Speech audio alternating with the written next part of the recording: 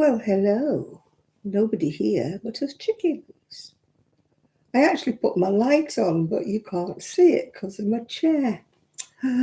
Dearie me, this is bad. I found the light, put it on, and now nobody can see it.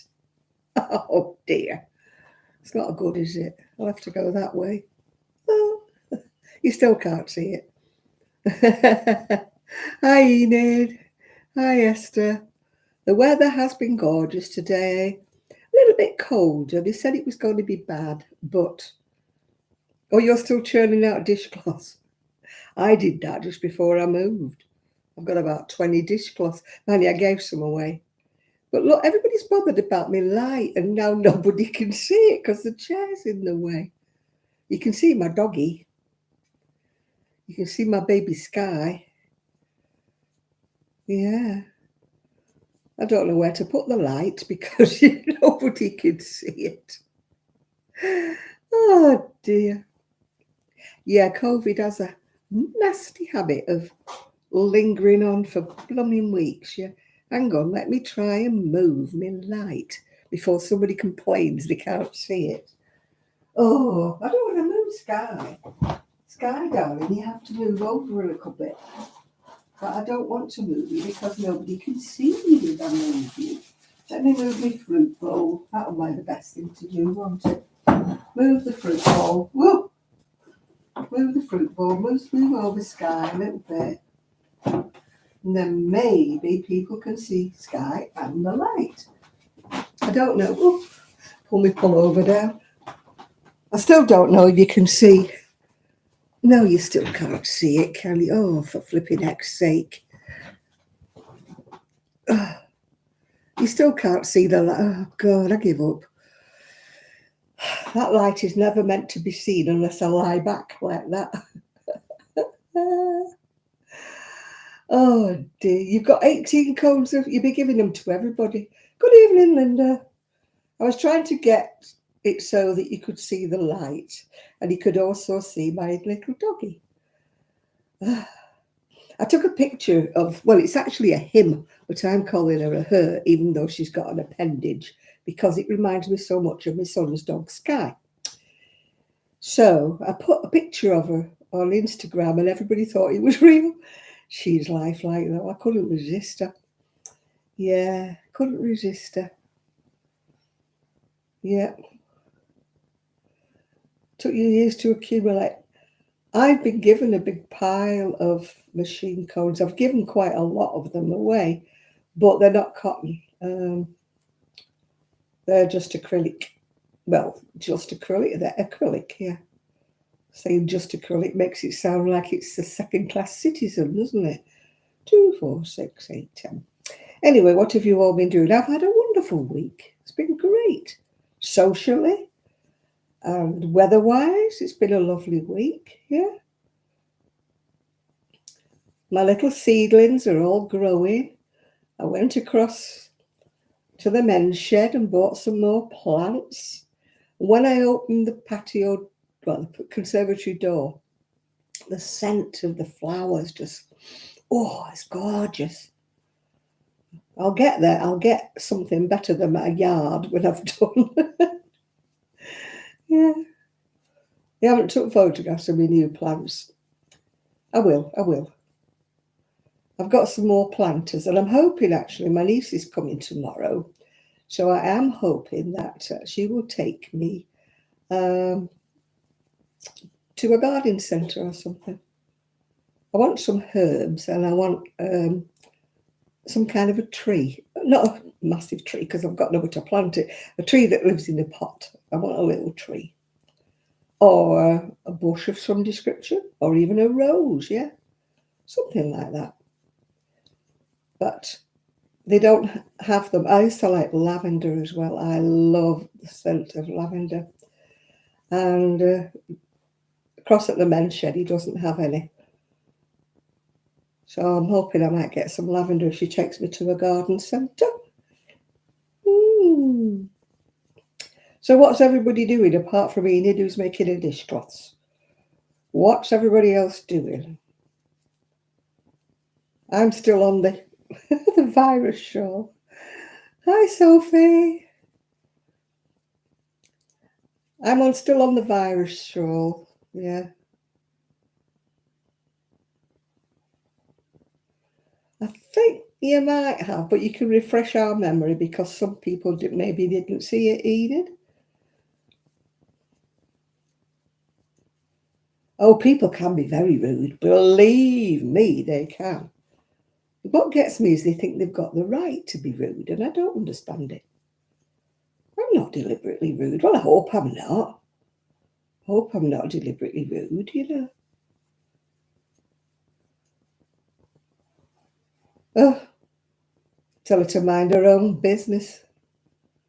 Just so you look like mutton dressed as lamb with yours. Always a comeback, Enid. Hi, Susan.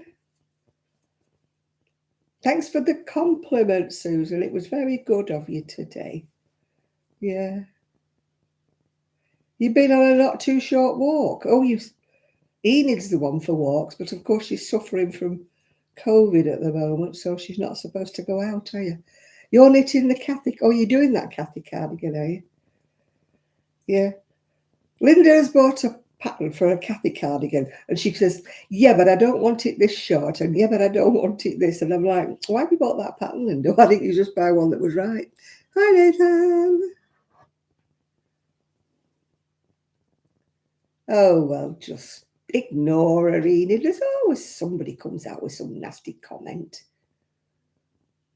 You know, I just block them if they put them on here.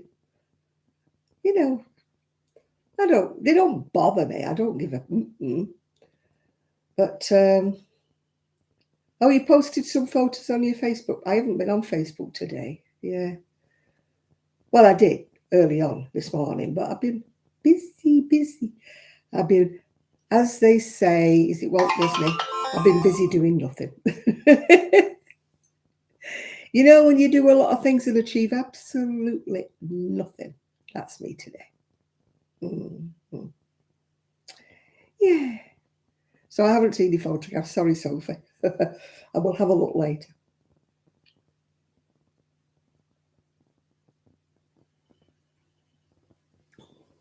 I've not got enough courage to put colours in my hair.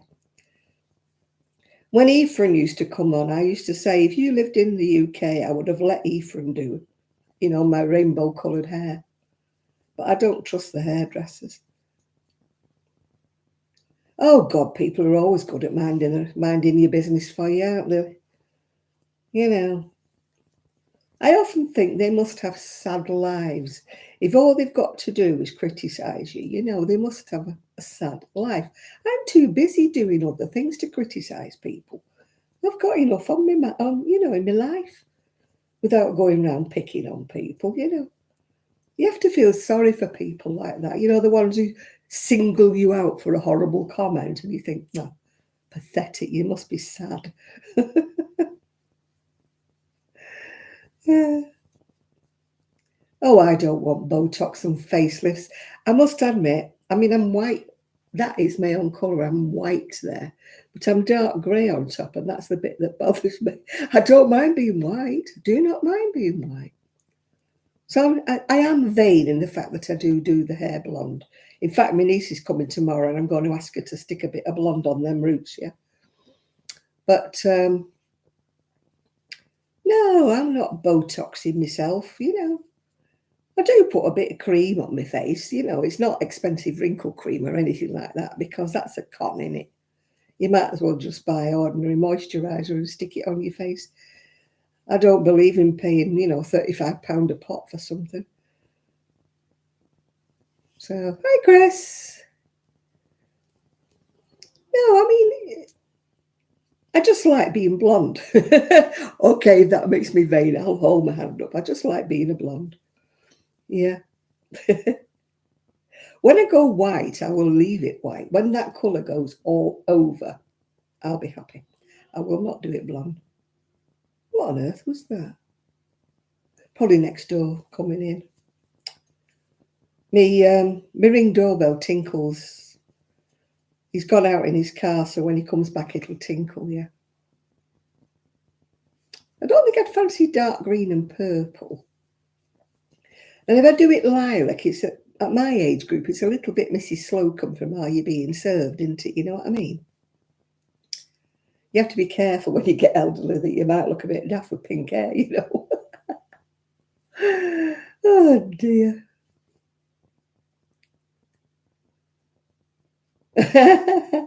Oh, if it was a Hello Kitty one, you'd have to buy it, Edith. I don't think I'd fancy dark green and purple. Yeah. I'd like lilacs and pinks and whatever. I think it was Ephraim that posted something.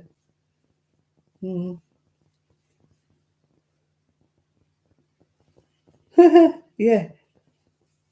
Oh, you should go to Japan. They've got Hello Kitty trains and Hello Kitty everything, haven't they?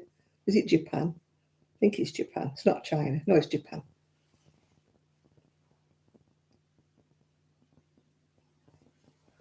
The girl who does the keep, well, I don't do the keep fit, but there's a girl, well, a lady does the keep fit at the knitting group that I go to. She uses the other part of the hall, and she had her hair like a rainbow, yeah. I'm not keen on nose rings. I really am not. I don't mind the decorative ones for an Asian wedding, you know, where they have it coming from the nose to the ear, and they're very, very ornate, but they only really wear them for the wedding, don't they? I don't like those like horseshoes that look like they've got crows hanging down the nose. You know, it looks like they've not blown the nose properly, doesn't it? You know, no thanks.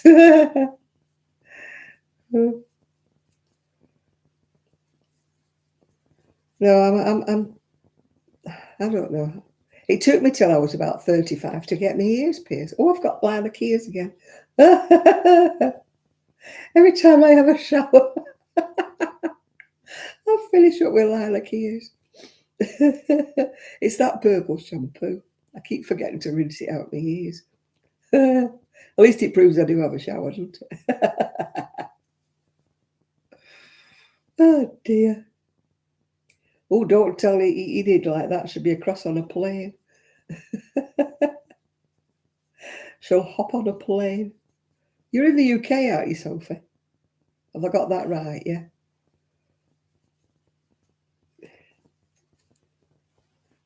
Yeah.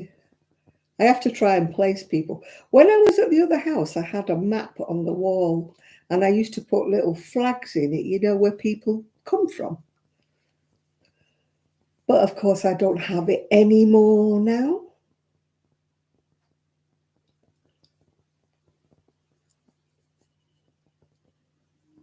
Yeah, Pakistanis, they do look very pretty on a wedding day, I've got to admit, when they've got those really ornate, you know, it goes from the nose, doesn't it, to their ear. And but I don't think they don't wear them any other time, I don't think. And I'm not even sure if they're actually pierced or whether they're just like. Yeah, I thought you were in the UK, Sophie. Yeah, you're in Gateshead. Never been to Gateshead. Never been, I don't think. I've not been to a lot of places really. I'm a bit rooted, you know. Or if I've been to places where I've just been through them, you know. Like when you go on holiday and you go through a place. Yeah. Yeah. So what have you all been up to? I've had a very busy week. Very, very busy week. It's been quite I'm surprised I've had time to do any crochet actually. Yeah, been very busy. And there's no knit club this Monday because it's bank holiday, so the library's shut. Hey ho. I could go on a Tuesday, but I don't. I always think Tuesdays and Fridays are like my day off, if you know what I mean. Oh dear. Although this Tuesday was different. I had a very, very gorgeous man in my bedroom on Tuesday. Very dishy. Sadly, he was just putting up a curtain rod.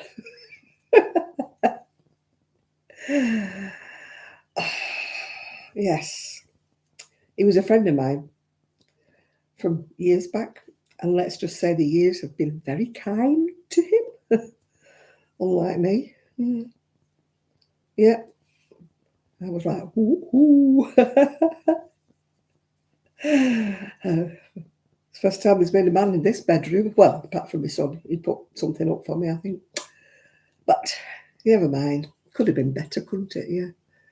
Yeah. Hello, Helen. Yeah, I put a summer dress on, but I've had to put my tights on because my leggings, I should say, because I was cold. Yeah. Hi, Diane. You're going to catch the replay. You usually do. Thank you very much for catching the replay and giving me a thumbs up. Very much appreciated, yeah, when people give me a thumbs up. You know, makes me feel wanted. Not that kind of wanted by the police or anything. You know, wanted, needed, loved, adored. Been a long time since I've been adored, I'll tell you. If ever. I don't think I've ever been the object of anybody's affection, really. Yeah. Never mind, I can dream. Live in hope and die in despair. Is that what they say? Ooh. Never mind, there's always the lottery. I didn't win the euro last night. I only had a lucky dip, but, you know. You have to be in it to win it, don't you? A friend of ours, she's always winning things. Honestly, she must have the luck of the what's it? Keep wanting to touch her for luck, you know. Can I touch your collar for luck? I can't win anything. I can't win a flipping argument. Never mind. It's been so beautiful. It keeps me going. If you believe that, you believe anything. Oh, dear.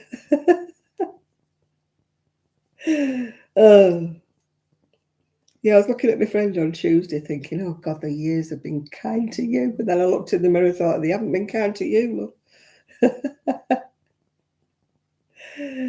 Any thoughts of batting my eyes at him was gone. I have to stay cheerful, Mimi. You know, what's the option? What's the option? 2. I don't want to be one of these miserable, moany old people, you know. Moan. We all know them, don't we? There's a lot on YouTube, isn't there? Let's face it. You know, if they didn't grumble, they'd have nothing to talk about, would they? You look, I've not got any, my teeth, and no, I can't afford it, you know. You look at your teeth and they charge you £100, don't they? Just have a look, you know. And then if you need anything doing, they have the knots on, don't they? Oh, dear.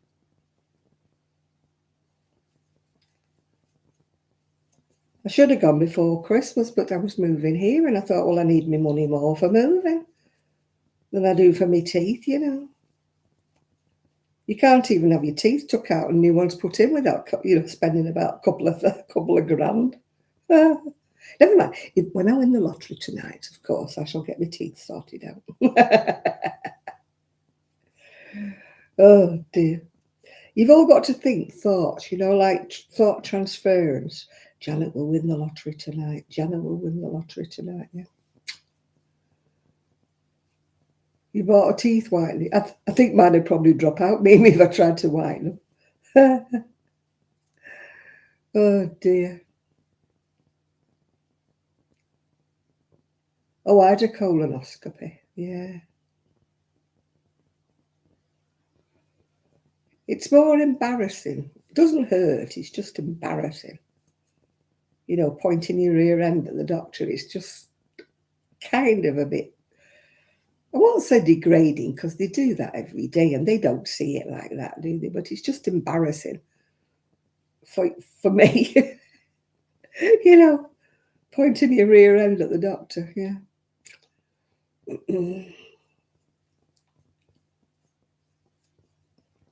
It's,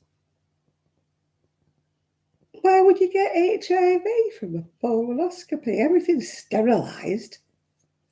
You're never going to get it from there. You know, they only use the probe. They don't use anything else heated. No, you have to wear these wonderful paper knickers with a split up the back, which is just... Once you've done that, you'll do anything. No, I wanted a colonoscopy. I'm like, I need to know that there's nothing going on. Yeah.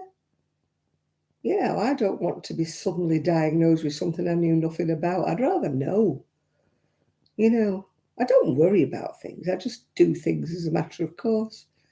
I mean, like I always went for the smear. I always went for the, your boob getting squashed. I always went for them. Obviously, they tell me I'm too old for all that sort of jazz now. But, there's not anything like that over here. I don't know where you go. Oh, give over. They must be scam. Must be scam letters, they're meaning. Nothing like that happens over here. They're very careful.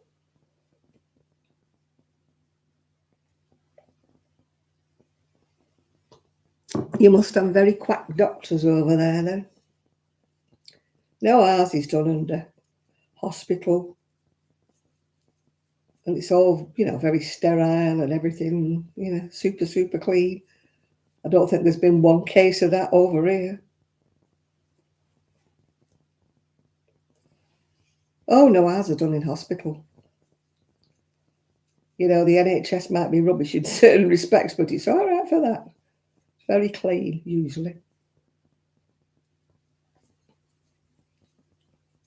No, we have them done at a hospital.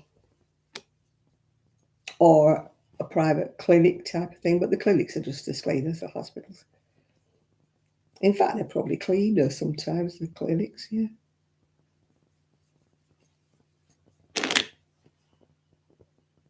Oh, the States. Oh, my God, and Chris, it's terrible, that.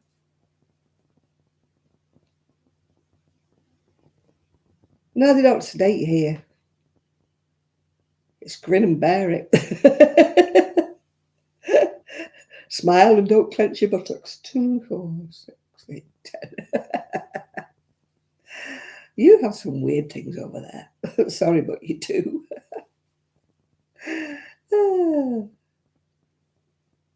Hepatitis. Oh, good grief. No. No, it doesn't happen over here. Well, if it does, I've never heard of it. No, hep C over here is usually from shared needles and drug addicts and stuff. Yeah, la, la, la. So what have you been doing all week? I've been out to a birthday tea. Then I went to watch the boats, the sailboats, but none of them were sailing. They were all in the harbour. Monday, I went to the library, to the knit club. Tuesday, as I say, I had a gorgeous man in my bedroom. Wednesday, where did I go Wednesday? Oh, to another knit club. Thursday, I went out for birthday lunch, brunch, whatever you want to call it. And Friday, I stayed in. I stayed in yesterday. And I stayed in today. Yeah. Oh, yeah, mammograms. Hospital, clinic or whatever. Clinic, I think my mammogram was. Hello, Autumnly. Yeah, I'm doing all right. I'm doing well. I've got my little dog to guard me. I couldn't resist him. Went to Affinity and we went in this gift shop because my friend wanted to buy a doormat. Because we call her son Grumpy. And there was a doormat that says Grumpy and something else lives here. So she got him this doormat. So I only went in the shop to keep her company. And I finished up buying. He's actually called Ronald the Rottweiler because he's got his appendage. Yeah? But he reminds me so much of my son's dog, Sky.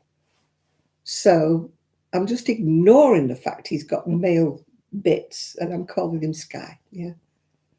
I'm calling him Little Sky, Baby Sky. Yeah. So I came out with a dog. Yeah. But when I put a picture of him on his Instagram, a close-up, somebody thought he was real. My son said, you should get a real one. I said, I can't walk it. Can't afford the vet bills, you know. I won't have an animal unless I can look after it properly, you know. Take it for walks and be able to pay its vet bills and everything like that. Afternoon walks in the gym. Oh, do you know, I went to a gym once. Yeah. I can't do with it. You know, walking on that treadmill on the road to nowhere, you know. I just can't, you know, some people say, oh, God, the endorphins and everything. I was just like, oh, God, can I get out of here? I'm not a gym bunny in the slightest. Never have been, never will be. Oh, dear. Yeah, it's been nice here. It's not been, well, it might have been 70 on Monday. I don't know. Today was a bit colder. Oh, this is some I got given. When that lady brought me a load of cones the other week, she brought me this pink. So, as you know, I'm making shawls for the elderly. The one I made, you know, the one that was multicoloured, my friend wanted it, so she finished up with it. Did you see the picture? Did you see the picture of it when I finished it? It was very, very jazzy. Oh, our Victoria sent me a message. Hang on a minute. I need to know because she's supposed to be coming tomorrow. Come on, Vic. Let's see what she's got to say for herself. See you tomorrow at 10:30. I'm at your disposal. Oh, can't read it. Put your glasses on, Janet. Put your glasses on. Till about 2 to 3. Got schoolwork to do. Stack up those jobs, don't mind. A minute. Need the curtains. Turning. Oh, my crochets just fell on the floor. Around. Hair roots. And if possible,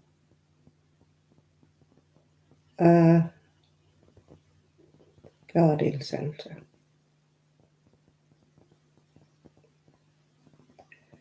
Don't need food shopping.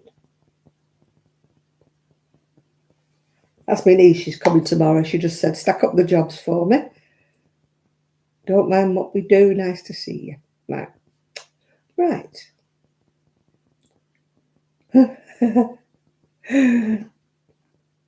I'm waiting for Sean to come on.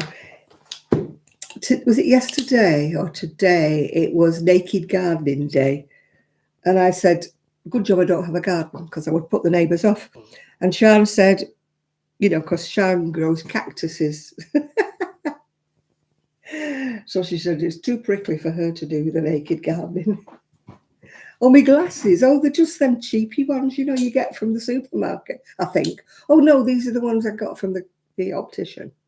Yeah. Yeah. I got a nice case from Amazon. I have a lovely case for my crochet hooks and it was falling to bits. So I treated myself to a new one. But inside, it's lovely inside. It's like, oops, like that, and then it opens out. The open out bit only fits these kind of hooks. It doesn't fit the ones with the wooden handles, but I've got them all in sizes. It starts at 225 and it goes all the way over to a 7, yeah? But I'm sick of, my other case was lovely, but I could never find the size I wanted to pull them all out to have a look. So these are all in sizes now. And I've realised I've got about 12 4mm. After not being able to find any, I kept ordering them because I kept not finding them. And I don't know where they all were hiding, but they've all come out of hiding and I have about 12 of them now. So, scissors, no, it doesn't. Well, I suppose you could use, it's got No, I suppose it doesn't. No, it's just got a spare one of these, because on the other side it's got those. No, it doesn't have anywhere for. There's dozens of ones that do, but I didn't want one of those. I wanted one that I could put them in sizes where it goes across. A lot of them were just kind of like the one I had. So this one, it was $12.99, but it's quite good. I think it's good. No, I didn't want one for stitch holders and stuff like that. No. It's just no,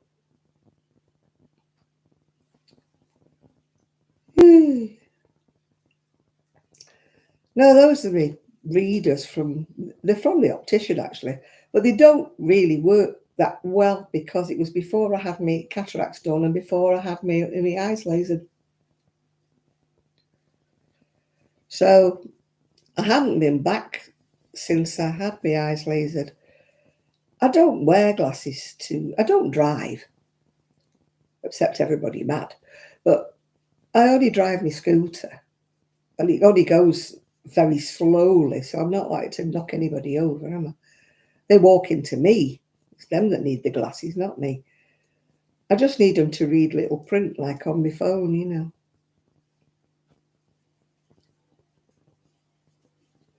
Oh, God, yeah. They always hurt my ears. I've got this thing, and apparently I'm not on my own. Lots of people have it. If anything presses on the back of my, head behind my ear, I start to feel sick.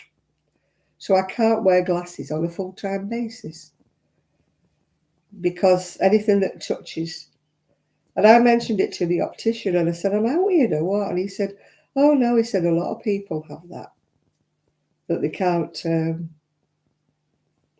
with anything pressing. It's like an acupuncture point, where it makes me feel. So,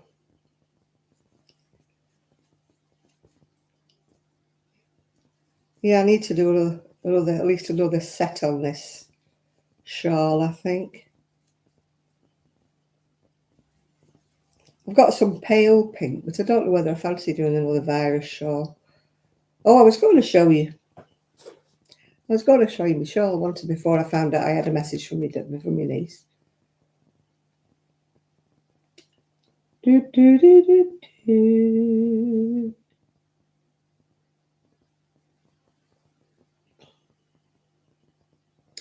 Come. Come on. Why is it not showing me? Oh, don't start.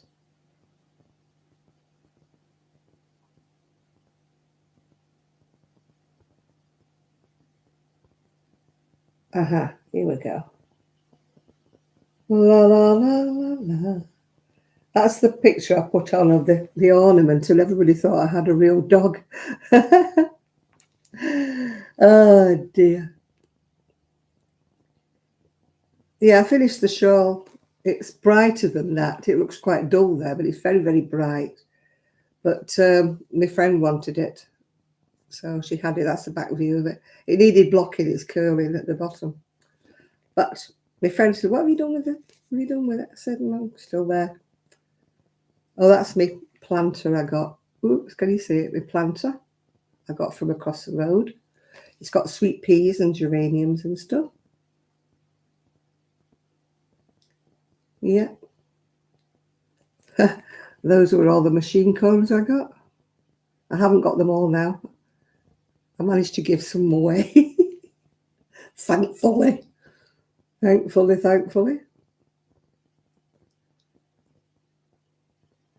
It's in the garage now. What's that? Why have I took that picture? Oh, the curtain rod. And my gladioli are coming up now. They are coming up. Oh. Well, no, yeah, you can crochet with them. It's just that they're acrylic. But they're very thin. Very, very thin. They're not even fingering really. I think they're less than that. There's supposed to be a 4-ply, which is fingering, but I think that's why I've doubled it up to do this shawl. I mean, I'm doing them for warmth. It would be more decorative. Machine corns are never the best acrylic, though. That's the only trouble, Enid. They're just... you know, I've crocheted them up into sweaters and things. Hi, Katie. But they tend to bubble up, you know, because they're not the best quality. But on a knitting machine, of course, you see, they're knitted very firmly, so they don't bubble up the same.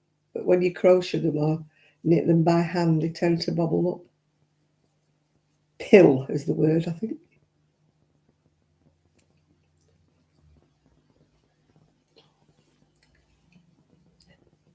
Hello, Katie.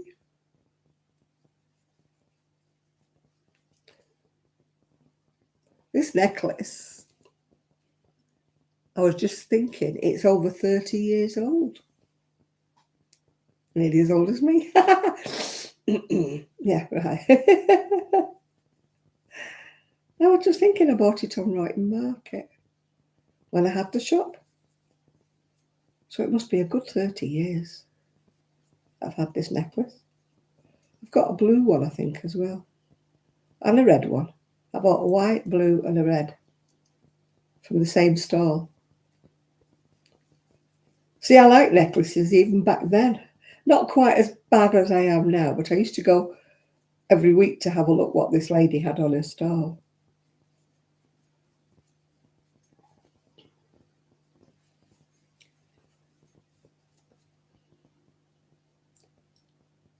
Do. It's that big now. Whoop. It's that big. It's not quite big enough yet to keep a lady warm, an old dear warm.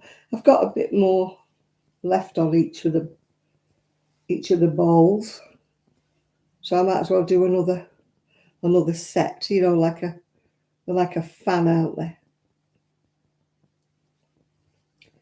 Yeah, I'm getting a bit fed up with the virus pattern. I was going to do another one I've got some pale pink as well, but I'm beginning to think I need to find another pattern. The thing is, you see, I can do this without thinking, you know, because I've done so many of them, that I'm reluctant to try another pattern that I have to watch what I'm doing all the time.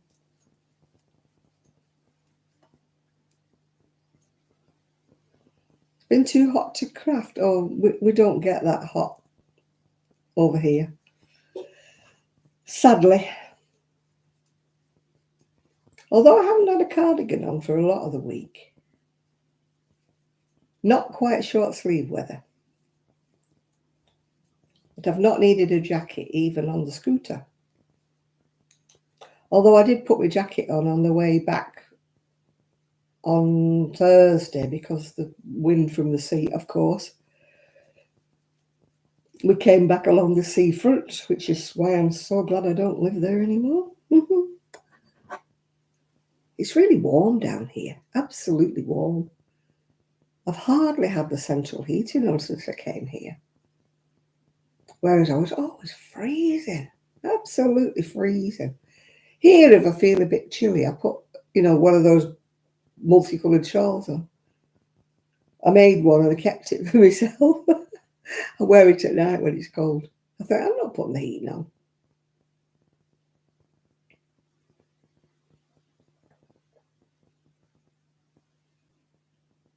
I'll save the heating for when it's really cold, and then I'll pay for it then, yeah.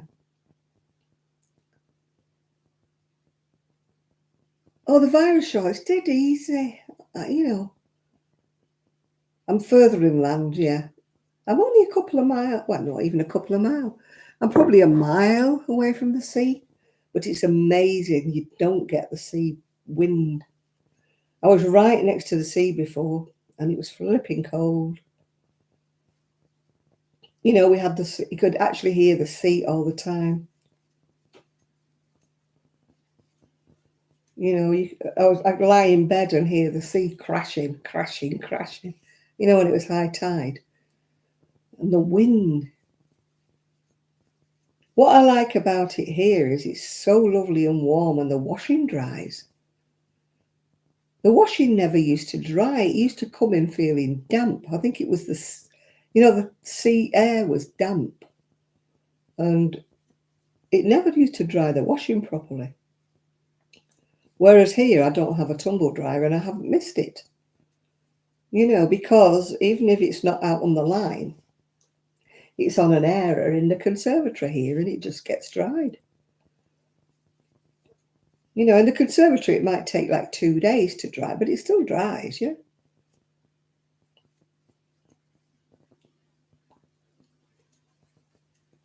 So that's, you know, saving electric when you don't have to stick the tumble dryer on all the time, yeah?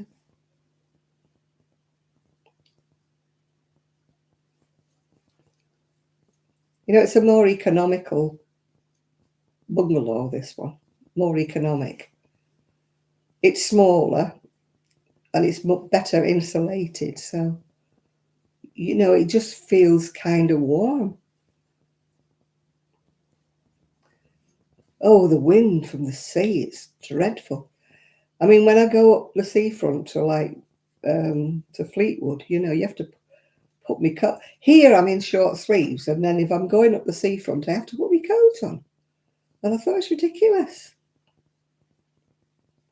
I've got to go up to Fleetwood on Tuesday, but I'm going to go on the tram, I think. I'll take my little scooter. It's a bit, my little scooter, but I'll go on my little scooter as far as the tram stop. And then I'll get off when it's near the doctor's. I don't fancy trundling all the way up the seafront on my scooter. Just it's only a blood test and to pick my prescription up, yeah. So I can get the tram. Oh, the fog on the Tyne is all mine, all mine. Where did that come from? It's a song in it.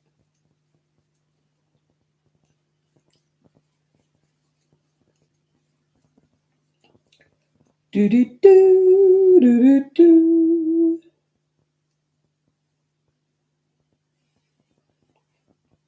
Yeah, I was being lazy yesterday. I was watching YouTube videos, you know, Westlife and Take That, Backstreet Boys, Shania Twain. I was having a good old day yesterday.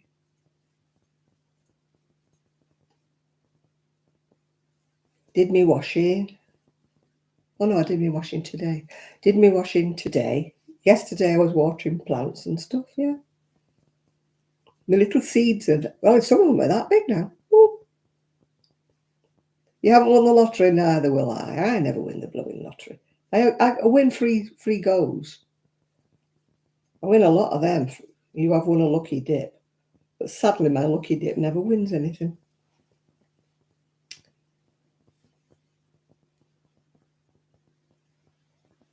Oh, goodness. I've never had anything. They must have stored it wrong.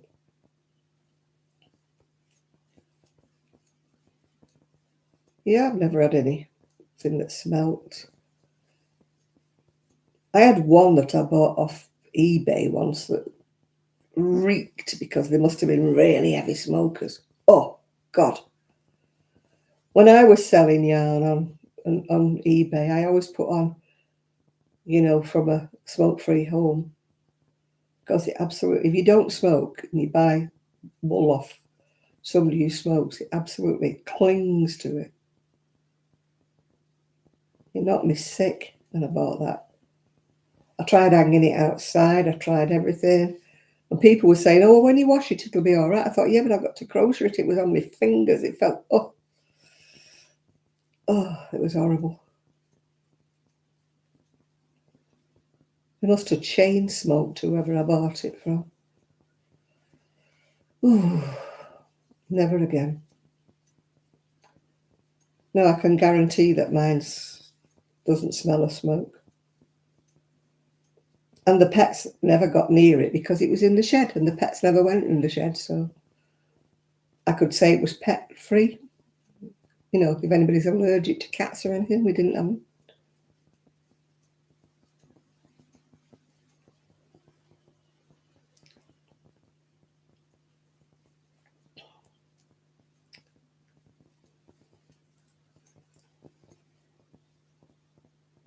I was watching Shania, I think it was Shania Twain.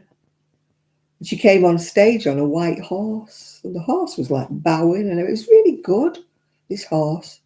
It kept walking towards the footlights, like I thought, God, I hope she gets it back before it falls over the edge. It was such a good horse. White it was.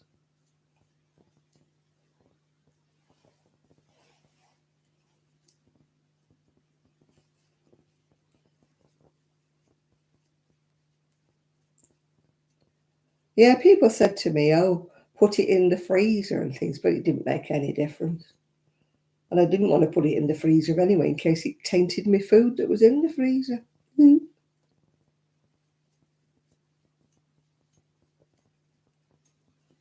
People used to say that about Angora, put it in the freezer. It makes not a heap of a difference. You know, so it doesn't shed when you're using it. Nah, it sheds.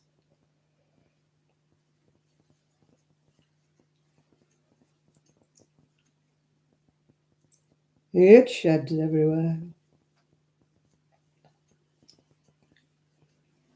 Do. I think I'm going to give up after I've done this next lot. I say that, and then I'll probably do another one.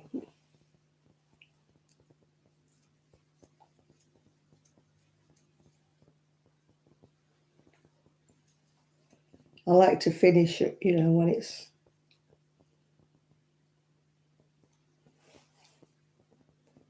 Although the actual pattern doesn't finish on that big row, it finishes on one of the others, the smaller rows.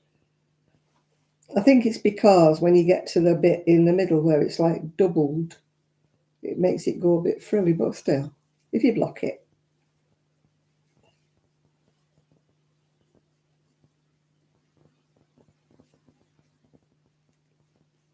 Yeah, I don't like smokers.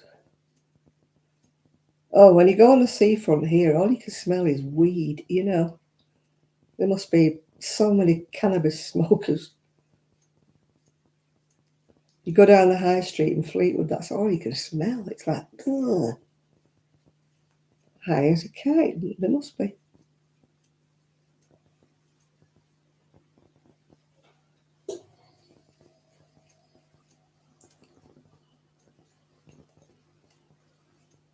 Oh, perfume really affects me. Stops me breathing, perfume, and people take a bath in it. Ugh. I can't go near anybody with... I made my friend go in the ladies and wash hers off the other day. I said, I can't breathe. She says, what do you mean? I said, I can't breathe. I said, I can't sit next to you while you know, in the cafe. I can't breathe. I made her go in the ladies and wash her wrists and her neck where she'd squirted it.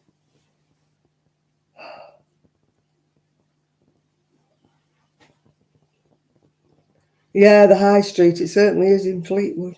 It's high as a kite street.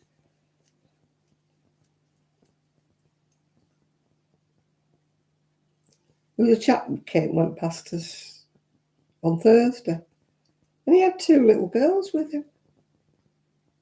And I'm like, what a good example you're setting for your daughters.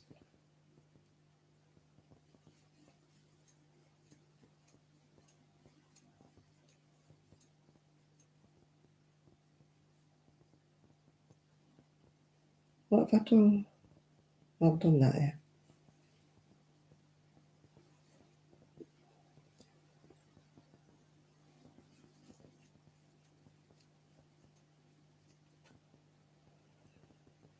No, I used to call her auntie, but she was actually my cousin, but she was so much older, so I called her auntie. And she used to say, oh, I'm going to town. Do you want me to get you anything? And I used to say, no, it's fine. Even if I did, I wouldn't let her get it because she used to take it to her house and both her and her husband were chain smokers. And oh, I remember when my son was born, she bought him 2 little outfits. And they absolutely stunk. I had to wash them through.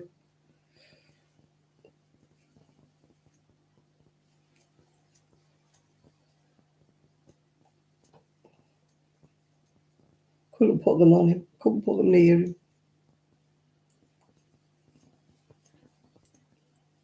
And they used to, if we went out for a meal anywhere with them, my mum and dad would insist on inviting them. And they used to chain smoke in between the courses of the meal, and I'm like, oh, God. I used to say to my mum, don't invite them. So I can't stand it when they're smoking between the courses of the meal. They'd light up. They'd have the soup or whatever, then they'd light up. Then they'd have the main course light up. And then they'd have the pudding and light up. Oh, God.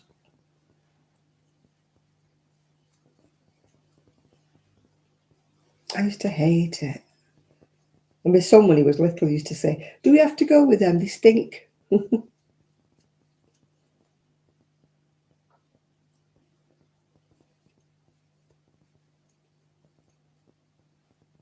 Hi, Sean. So you didn't do the naked gardening today then, Sean? It was Naked Gardening Day in the UK. Thank goodness I don't have a garden. My neighbours would have to move. Hi, Munchkin.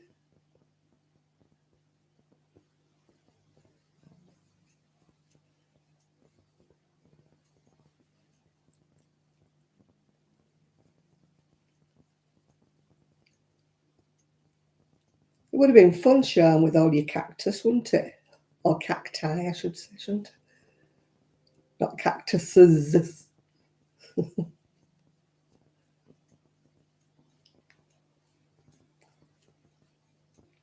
Thankfully, my seedlings weren't big enough to call a garden, so I didn't have to strip off to do any gardening.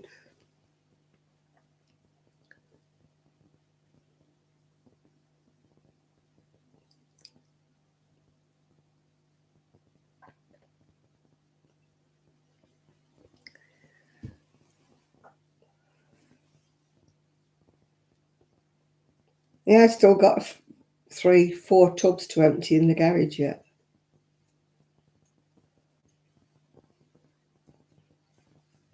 I've emptied all the bags. Well, the bags that have wool in, not the bags that have the crochet in. Oh, excuse me. I'm frightened of the spiders on my crochet. Because this, the garage isn't spider proof like the other place was.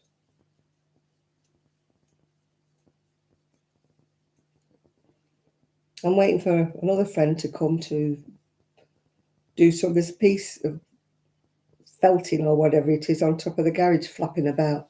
And he's a roofer, or he was a roofer. So I'm waiting for him to come and fasten it down for me.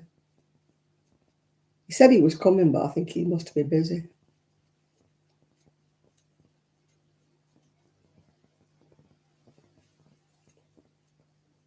Because I'm no good on a ladder.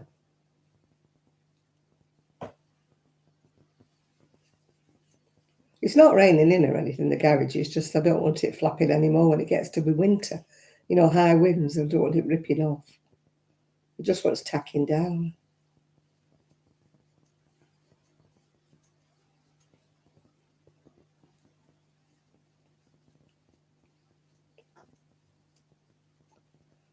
Do, do, do, do, do, do, do.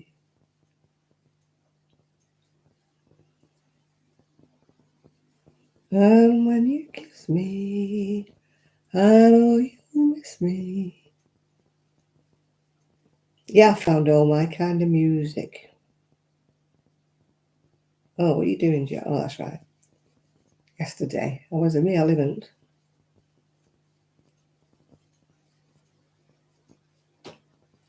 Luckily, when I'm in the kitchen, you see there's a room between me and my neighbour. He says he never hears me, so I'm all right. So I can have a little sing-song.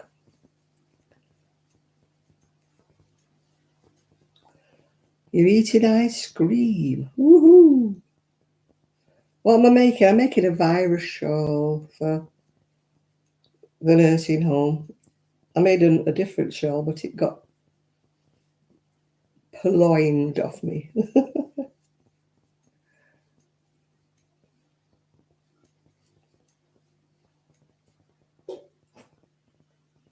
Oh, I've always crocheted dishcloths. I used to crochet dishcloths as a child.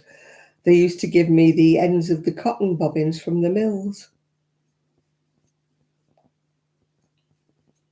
So I used to crochet and knit them when I was tiny. So, yep, that's been going around for at least 70 years, making dishcloths. My mum used to knit them on the knitting machine, and she used to knit a long strip and then she'd overlock them.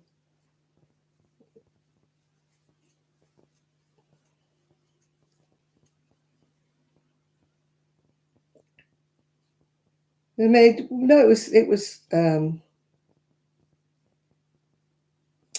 cotton that they used to spin in the cotton mills, you know, and it used to go on to be spun into tea towels and clothing and everything. But I used to get the left when there was a little bit on a cone, they would throw them in a skip, and it was just like scrap. So my aunties used to bring it home for me, so that I could, you know, crochet dishcloths and knit dishcloths.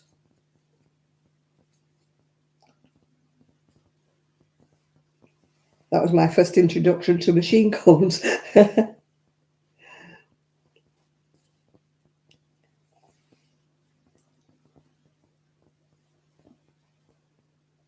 It was cotton, and it was probably like sewing cotton, sewing thread. You had to double it up or treble it up to crochet dishcloths. It was what they used to, it'd be like the raw material where they knitted t-shirts from or tea towels from, something like that. So it was kind of like a sewing thread, really. But it wasn't mercerized, no. It was just like raw cotton. Well, that's what I used to knit dishcloths with. Well, maybe about 5, 6 years old. It was probably knitting back then, actually, because I knitted long before I ever crocheted.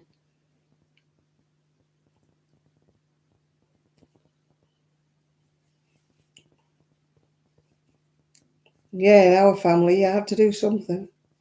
Couldn't sit there doing nothing. You had to learn how to embroider or learn how to knit. My mother used to say, the devil makes work for idle hands.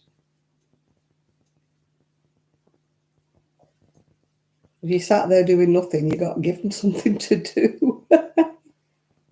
Yeah, pod these peas. Yeah, peel these potatoes. So you always learnt to look busy doing something, otherwise you'd get a potato peeler chucked at you or a knife. I mean, don't get me wrong, my mother was always busy working. She knitted on the knitting machine. She had great big industrial machines, nothing like home machines. Massive big industrial machines. So I grew up with that. Going to sleep with a zzz, zzz, zzz, zzz. And then my dad bought her a shed in the backyard, a great big shed. So she used to go out there with her knitting machines. Before, they used to be in the kitchen, would you believe? And we only had a 2 up, 2 down. We had a very small house.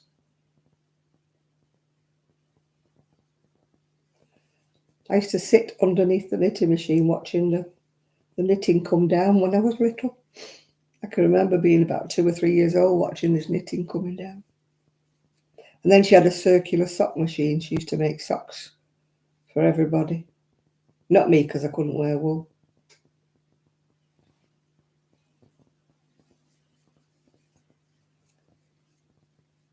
I had, they call it infantile rheumatism or something, or infantile arthritis when I was little. And I used to get pains up the fronts of my legs. I used to scream and cry with it. And my mum was told to put me in woolly socks. Oh, God, I couldn't stand it. It was itch, itch, itch. And I'd be pushing them down to my ankles, and my mum would yank them back up to my knees, because we used to wear skirts back in the day. There was no such thing as trousers for little girls. There wasn't even any tights. It was just like bare legs and knee socks. It could be snowing and we had to go to school like that. You couldn't put pants on or trousers on. And like you said, there was no tights for little girls back then. God, I used to have chapped legs from the top of my Wellingtons. And there was no, oh, you can't go to school because it's snowing. We had to plough our way through school. The only day I remember being sent home was the day that the boiler had broken down, and at first we had to sit there with our coats on, and every half hour we'd get up and jump up and down and wave our hands about to keep warm. And eventually, when it didn't come back on by dinner time, they sent us home. And that's the only time I ever know being sent home because of the weather. They used to have us there in all kinds of weather. A foot of snow and you used to have to battle your way through with your wellies on you. Times were hard back in the day. And we didn't have central heating. We just had one coal fire in the front room. The kitchen was freezing and the toilet was out the back of the yard. We didn't have an indoor bathroom or anything.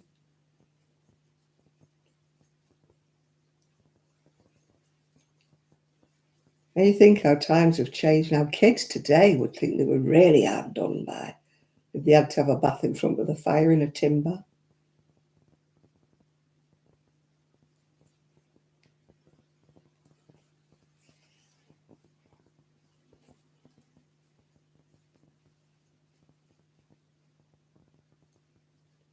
That's the way it was. Everybody was the same. I remember thinking next doors was so posh because they had a bathroom with an inside toilet. Whoa. I thought they were the richest people in the world.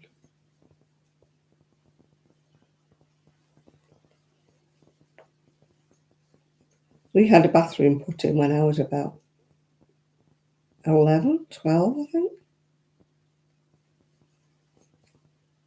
But my poor brother lost half of his bedroom because he had the back bedroom. And he finished up with it's like a little cell he finished up with. So tiny it was. A lot of people had the bathroom put in downstairs off the kitchen, which made the kitchen really small, but at least they had the bedrooms upstairs.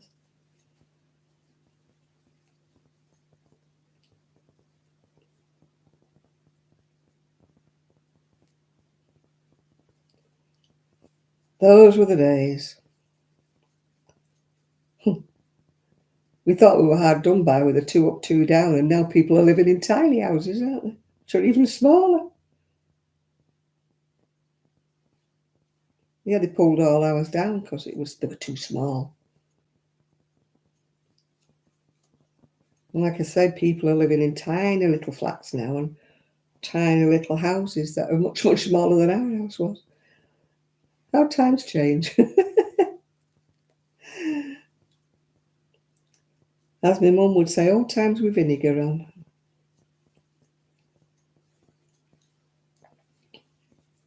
When I used to show my mum the latest fashions, and he said, "This is the latest fashion, Mum," and she used to say, "We used to wear them." And now I'm thinking the same thing. I see the youngsters today and with the latest fashion, thinking, I wore that when I was 17, yeah. Nothing's new. All they do is change it slightly.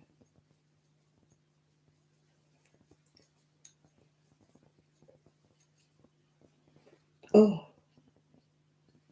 I need a drink. Ooh. A yashmak. Maybe I should wear one of those. Oh, gosh, gosh, gosh.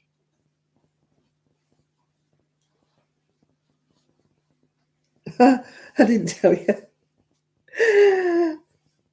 The drunk of the street. He walks up and down. 7 o'clock the other morning, he was going to the shop for a can. So when my friend was going home on Tuesday, I was saying goodbye to him on the doorstep, as you do. And the drunk comes past and he calls me Queen for some reason. Are you all right, Queen? Yeah, fine, fine. So we chat. And my friend says to me, God, is he? I said, no, he's just not all. He's just a bit slow. He's fine. He's okay.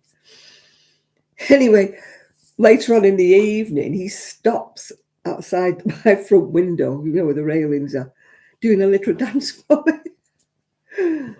I'm just so popular. I'm so popular. I get all the people. Oh, hello, Sky. Hello, my little Sky. Oh, dear.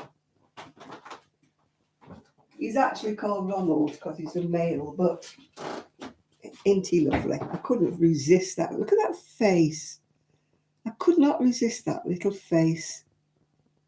Oh, so lifelike. Absolutely.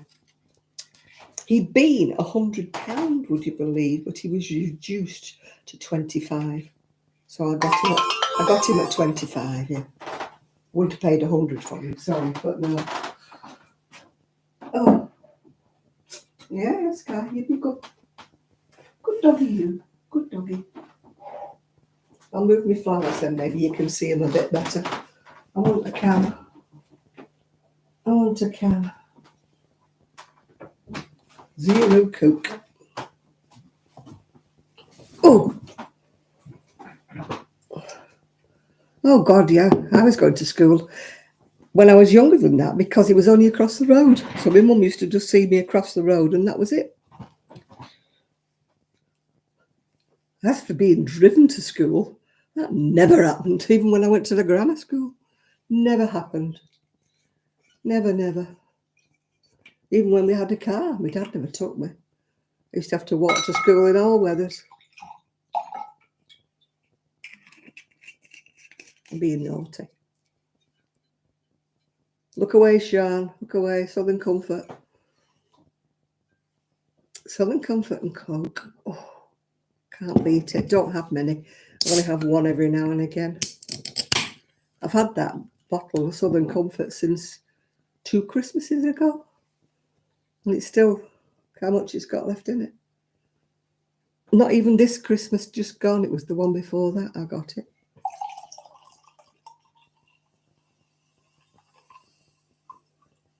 But every now and again, I just fancy an alcoholic drink. This is just a cheapo Coca-Cola Zero, I think. I shouldn't be having this because I'm having a blood test on Tuesday. My blood sugar is probably sky high. But actually, he's not testing me for that. He's testing me to see whether that iron infusion worked.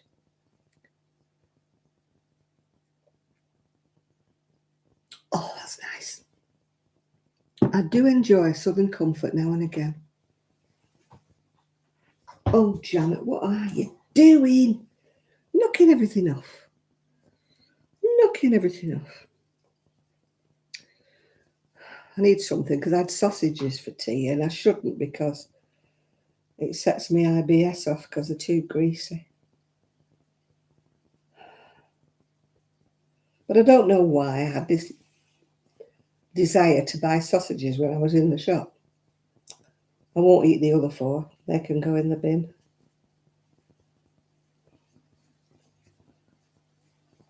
I'm just not a sausage lover of any description. Because that is a euphemism, isn't it? Yeah. 2, 4, 6, 8, 10. Yeah, 2 sips and I'm a cheap drunk. Tell me. I can't drink anymore. 1 drink is my absolute limit. Could not have two of these.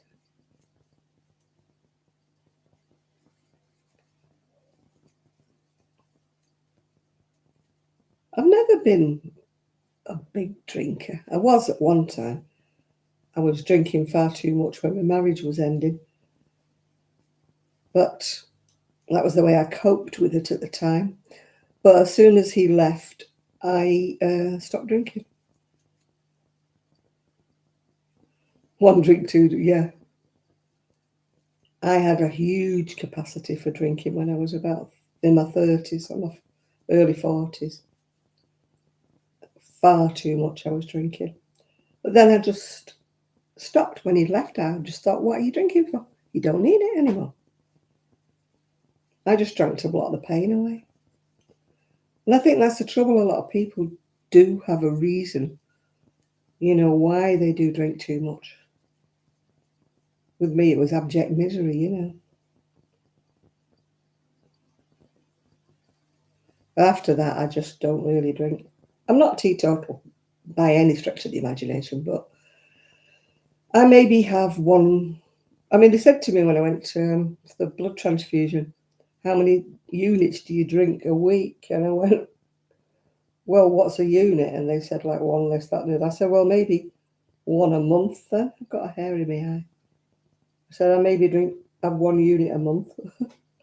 She went, oh, we'll put you down. You don't drink then.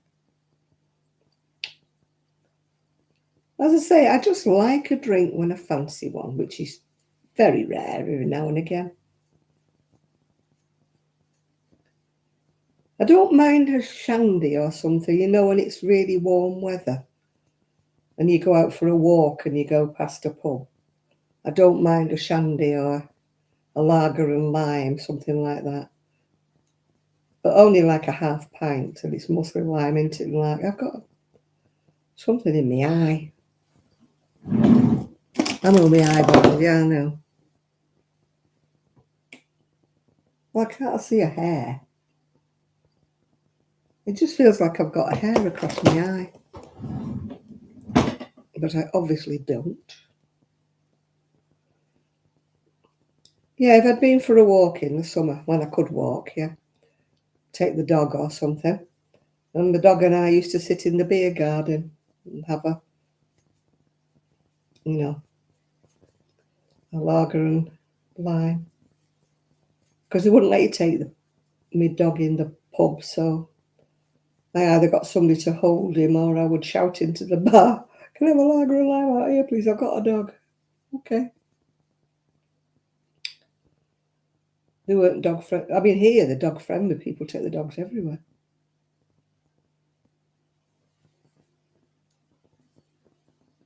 The only thing they're not allowed now is they're not allowed on the beach at the moment. They are in certain places. Where we used to live, there's a place called Russell. The dogs could go on the beach all year round, but round here, they can't go on between May and October. They're not allowed on the beach.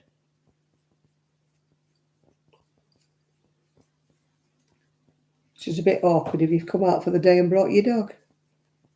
I can understand why they do it. It's so, in case of dog fouling, isn't it? And the kiddies are there digging in the sand. What have I got? I got a da-doo.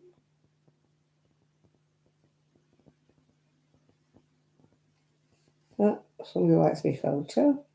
Your doorbell wants charging.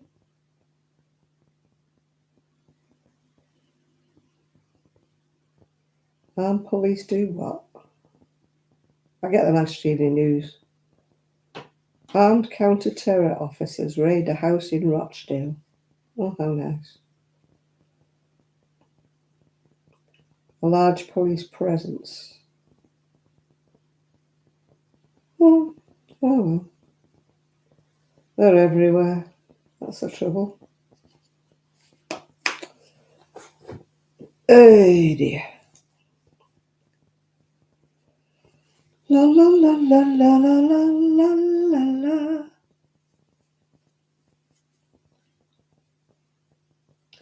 I'm getting fed up with wrist hurting now. I have been doing a bit of crochet this afternoon. That's probably why my wrist is hurting now. I've done too much. I normally like to alternate between the crochet and the knitting, to give your muscles of your hands a different break. Whereas if you sit doing one, craft all day long, it hurts. It's like repetitive strain injury, isn't it? So I normally do a bit of crochet and then I do a bit of knitting, but I've got no knitting on the needles at the minute. I've just got 2 crochet items. Why am I getting ba-bing, ba-bing? And it's not coming through on my phone, so I don't know what it is.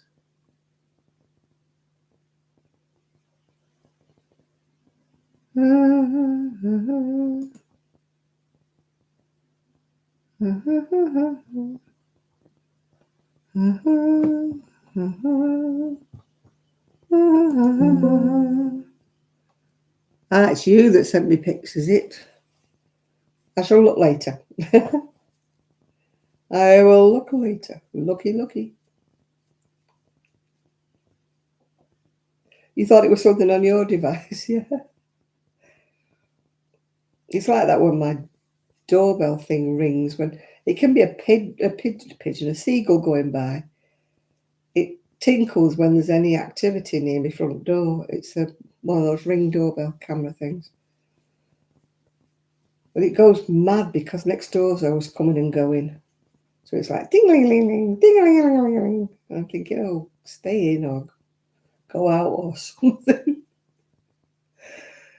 He's a fanatic for washing his car. So I wonder if he has any paint left on that car.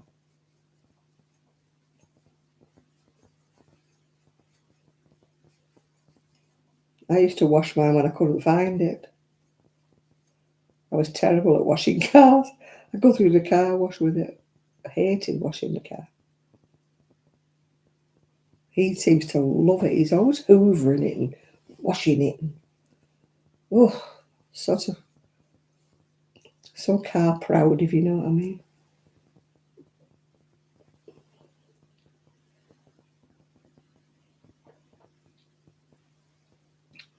I gave 10 dishcloths to my niece. I gave 10 to somebody else, and I think I've still got 10 in the drawer. It was just before I moved here. I didn't want to start anything big, so I just started crocheting dishcloths with all the odd balls of cotton I had. When I'm making any garments, I always seem to buy one ball too many. Anything I'm crocheting. I don't like to run out. I don't like to be on the wire, playing yarn chicken. So nearly everything I make, I always have one ball left over. Which is why I started making the shawls, in multicolours, because I had all these one balls and half balls left over. Yeah, I hate being on the wire, where sometimes it does happen because you bought something and it's been a bargain, but they've only got 6 balls or something. And you know that you really need 7,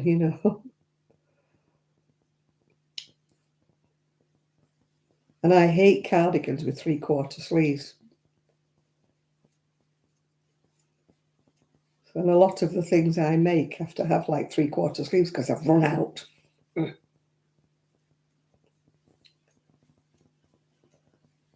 It's not so bad in the summer, but in the winter I have to wear, sleeveless gloves things, those arm warmers, because I cannot abide that bit between there and there if it's cold. The bit between there and there. If it's cold, oh, I'm freezing. I have to wear gloves. And the same with the back of my neck. I'm not too bad today because it's not cold, but I cannot do with anything with a V back. Can't bear having my back cold. Top of my back neck. When I get in bed, the bedding's like tucked under each side of my neck. I can't deal with a draft or something. I look like a sausage roll when I get in bed. I've got the duvet up here.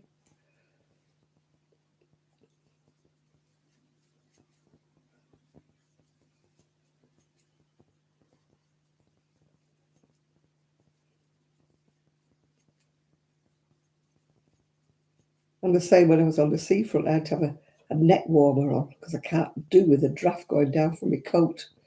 I'm such a wimp.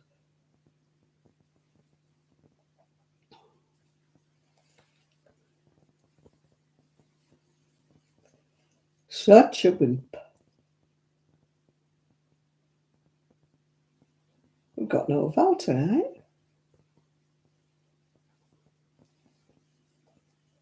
She must be busy.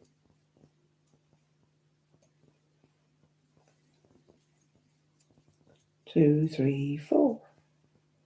Mary at the cottage door. 5, 6, 7, 8. Who do we appreciate? That's one of those games, isn't it, where you play with a ball, or was it skipping or a ball? Well, the little rhymes that we used to say as kids, they don't do them anymore now. I bet today's kids don't even know half of them. 1, 2, 3, 4, 5. Once I caught a fish alive. 6, 7, 8, 9, 10. Then I let him go again. Hi, Daphne. Well, I think I'm all right. I don't know about the others. Other people may not think I'm all right, but I think I'm okay. It's sort of nice being a little bit weird because, you know, people don't expect too much of you. I'd hate to be normal and boring. My life has always been one whirlwind. 2, 4, 6, 8. As my dad used to say, you march to a different drummer than everybody else. True. True.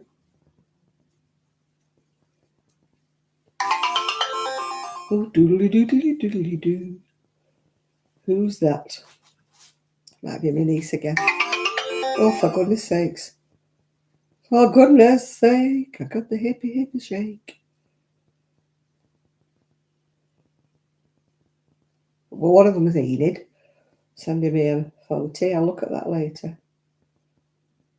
Oh, it's still on about those armed terrorist thingy-majigs. I don't want to know it's in Rochdale. It's nowhere near me.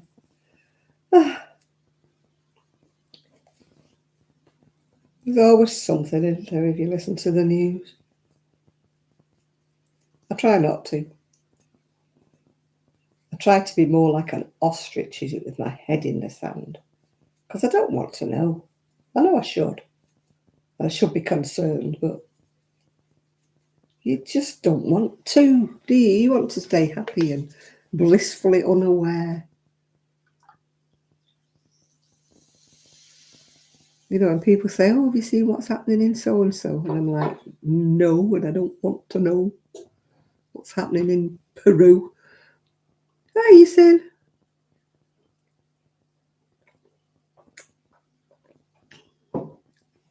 I know it's awful, but I'd rather not know. I mean, I'm too old to do anything about it these days. When you're younger, you think you can change the world, don't you? But when you're older, you know you can't. So no point in getting het up about things, is there? I'll let it all roll off me back.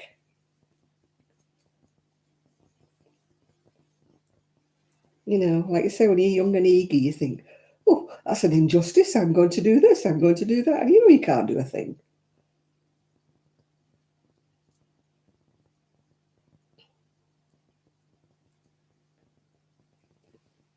Well, you're cracking open another scale. You'll be doing dishcloths for the whole town soon. 2, 4, 6, 8, 10.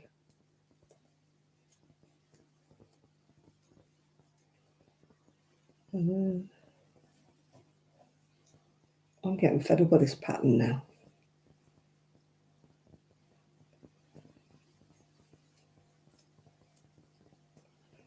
I don't know which pattern I'll do next. I've got some pale pink next to do. Or I might do another of those multicoloured ones.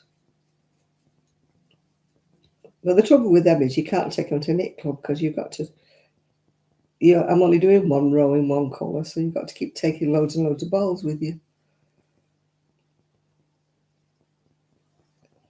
Hello, Val. I was just saying I hadn't seen you.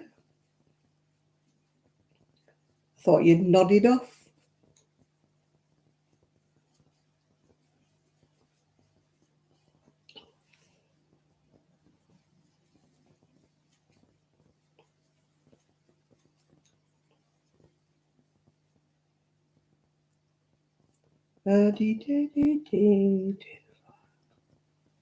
What is it when I think I've done 10? I find I've only done 9. I have to do another one. Obviously, I'm no good at... Oh, Eric's watching the footy, is she? Oh, you're going to bed. You lightweight, you, Sophie. Oh, dear.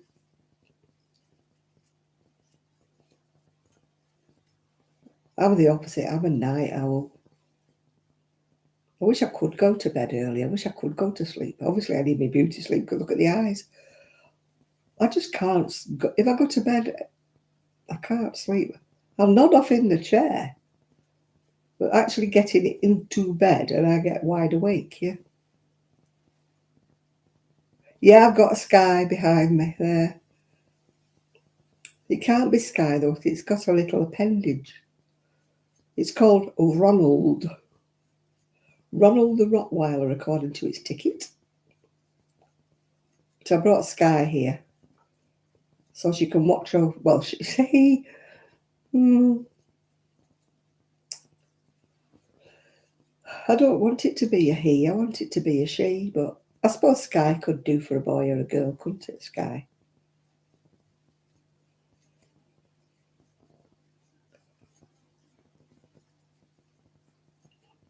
I thought it was a girl when I bought it. It was only when I got it home I realised it had its bits.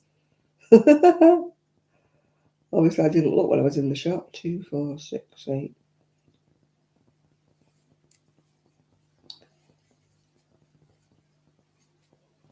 But it's a male. Ooh, I'm not calling it Ronald, though.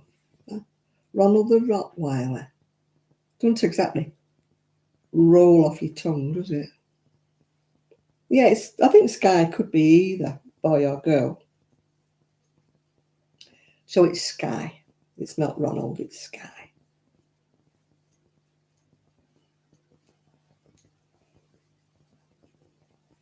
I've just come down from the Isle of Skye.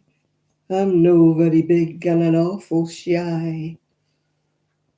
The lassies say when I go by, Donald, where's your trousers? Let the wind blow high, let the wind blow free. All the lassies smile at me. Oh, was that Andy Stewart or something? Oh, God, we used to have to every New Year he used to be on the telly, didn't he? He always saw the New Year in Andy Stewart.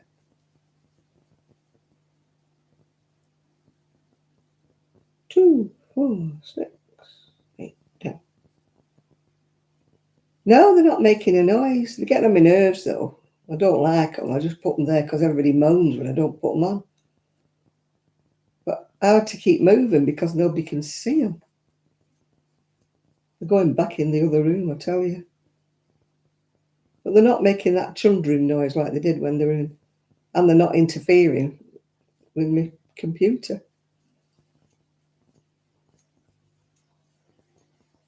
Maybe the move did them good. It's the first time they've been switched on. They get on my nerves though because I'm looking at them out the corner of my eye. They're going to give me a migraine. But the people who complained about it are not on tonight. They've not come on.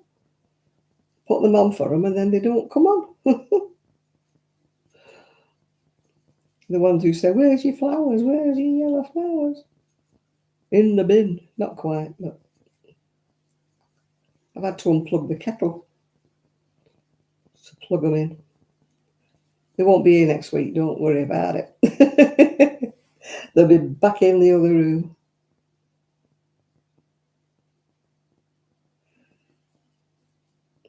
You love the flowers? I don't. They give me a migraine, Chris. It's because they're flashing.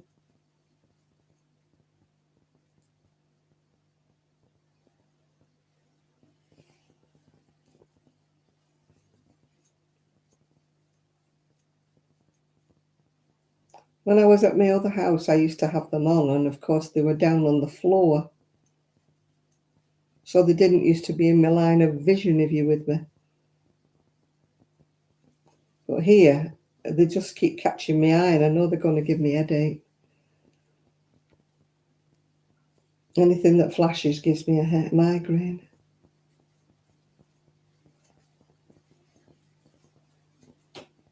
Before, at the other house, they were higher up. So I wasn't looking at them, but here, they're getting on my nerves now. Sorry, flowers. You have to go for a bit. They're giving me a headache.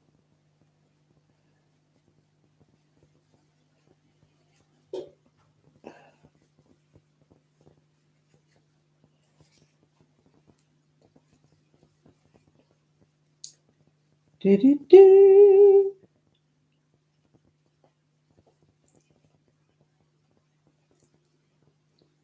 Don't know what everybody loves the flowers for. I don't know. My son bought them for me, then he hates them. Do you have to put them on? I said, well, you bought them for me. He said, well, I thought you'd like them. I said, well, I did. Until they started giving me migraine. 2, 4, 6, 8, 10.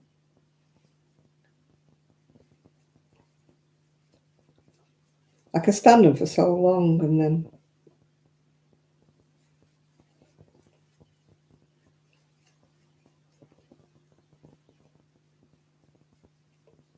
it's like people with epilepsy, isn't it? Anything that flashes like that sets them off.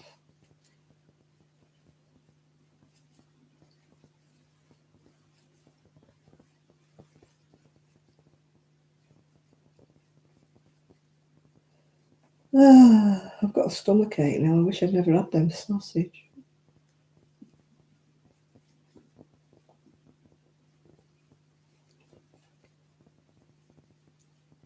I have a feeling they're going to return.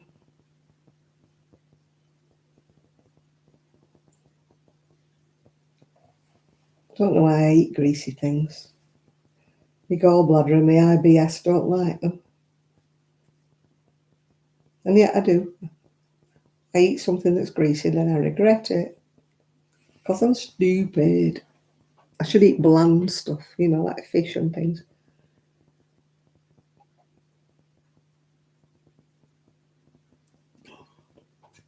The fingernails are still not growing on that hand. One is. Every time I do anything, I break a nail. I've only got 2 left on this hand.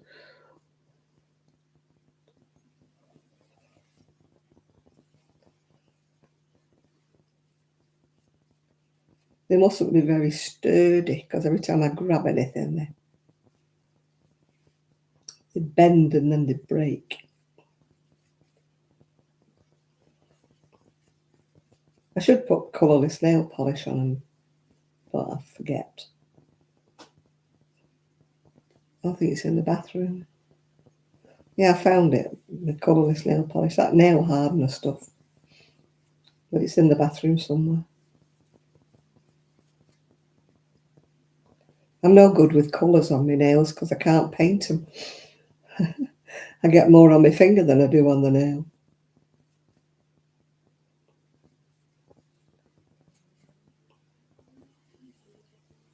Somebody with a noisy car going by. It's like him with a Porsche next door. My God, that's noisy.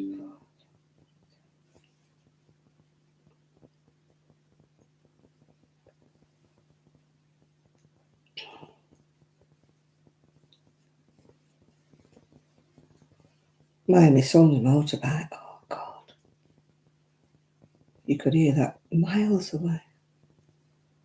I don't think he's got it now. I think he's probably sold it.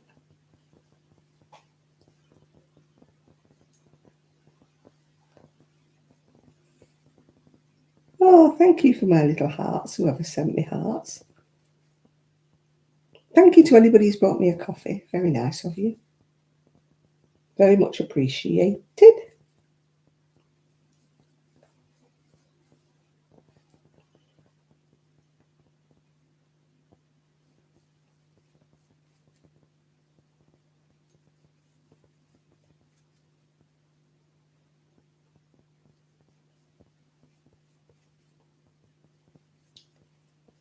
See.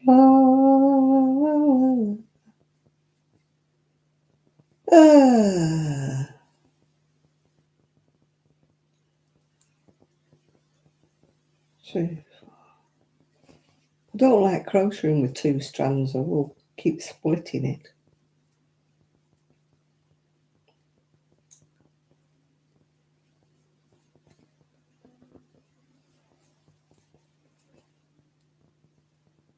I'll have to wash it tomorrow and peg it on the line to get it to block down. I've got my blocking boards are somewhere in the garage, but I've nowhere to put them. I haven't got a table. Well, I've got a kitchen table here, but it's full of stuff. Still sorting it out from when I moved in. It's like the table of doom. It's got my toolbox, such as tools as I've got. Oh, flipping heck. Stop it. Who's that? If it's telling me about the being raided again in Rochdale, I don't want to know.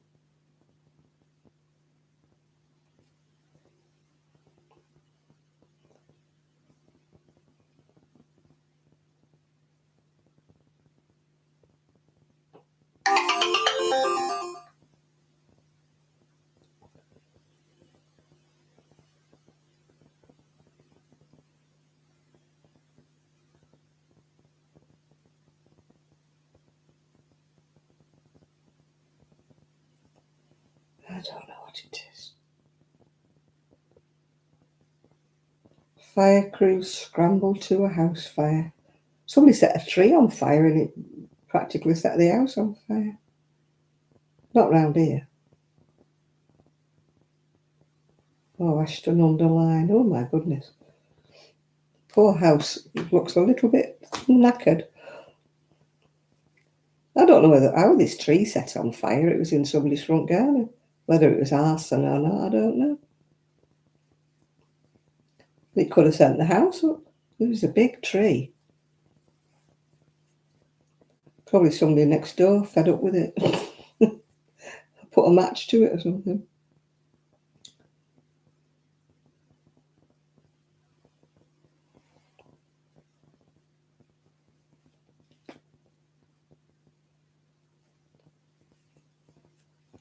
The bloke at the bottom here, he goes like across my garden. He hates seagulls, hates birds.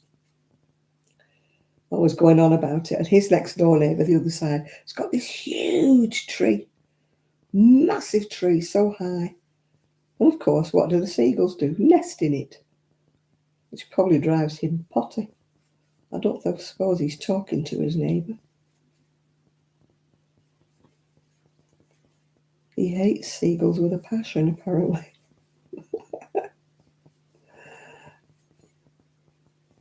They sit on my garage roof and I'm in the garden. I was having a conversation with one the other day. I'm going, are you quite comfy up on my roof? Then I had another one sitting on my front fence. Obviously, they know I don't have a cat. I miss the birds in the other house. They used to go in. Everybody heard them.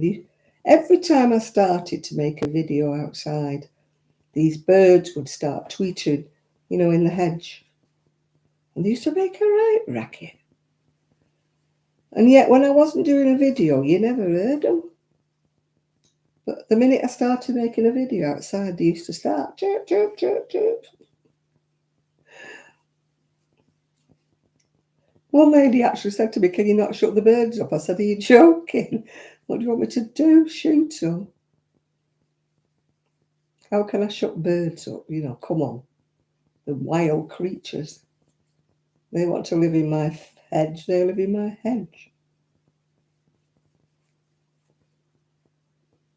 She complained they were noisy.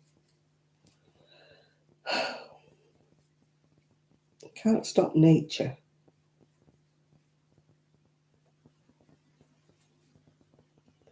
Do, do, do, do. Everybody's gone quiet. Since Nathan said goodnight, Sophie, everybody stopped talking. Oh, dear.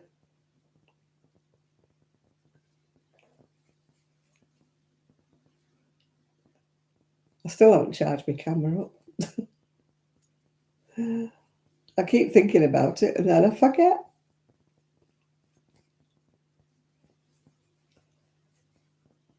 I'm never in these days to make a flipping video. And then when I think about it, I think, well, what would I say? My life is not that interesting. You know, people who make videos all the time, especially these that do vlogmas and stuff, you know, one every day. I wouldn't have had that. I'd struggle for something to say. What would I say? My little plants are about 1.5 inches high now. That would take about 2 minutes to say that, then I wouldn't have anything else to say. Oh well. I don't live an interesting life. Oh, the garage is sort of stopped. Yeah. I've still got about 4 big plastic tubs of wool to move. And then I've got all the garments, they're still in their bags. So I don't know quite what to do with them because I'm a bit worried about the spiders and stuff. It's not as airtight or whatever as my shed was. I was going to do some today and then I thought, nah, I wasn't in the mood. It has to be a nice day because I've got to take my scooter out to give myself any room to do anything. It'd probably be another day and then I'd probably get it sorted. It's not sorted out properly though. I just put wool on the shelves. So it's not like sorted as double knit on one side, 4-ply on another side, chunky on another side. It's not. It's just got wool on the shelves, but they're just higgledy-piggledy. I'd have to spend another day just taking some off one shelf, shelf and putting it on another, so that all my chunkies are together, all my double knits are together, and all my 4-plies are together. But at the moment, they're all over the place because I just emptied one bag and put it on a shelf. It's what happened when I did it in the shed, the other house. I put it all on, and then it took me ages to redo it. Take it off and put 4-plies together, the double knits together, things like that. It'll get there in the end. I've not bought any more. Well, I haven't. I've got the machine codes given me, but I didn't buy any more. It's supposed to be going down, not gaining. But I mean, I've had to put these. There's about 20 machine codes left. They've had to go in. They're in a bag actually at the moment, just through the door.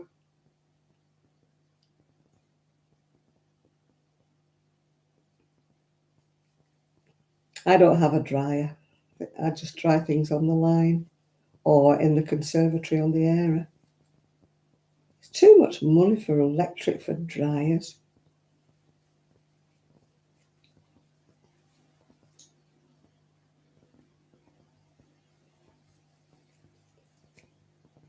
I need to deadhead some of the plants, which I bought from across the road because he said to me, you need to deadhead them and then they'll keep on growing if you don't deadhead them. Yeah.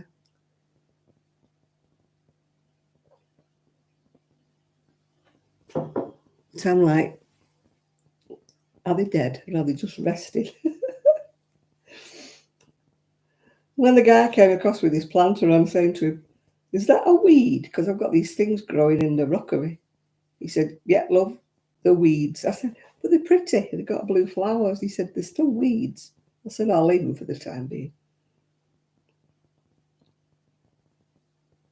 They're pretty weeds. You don't think of weeds having lovely little blue flowers, do you?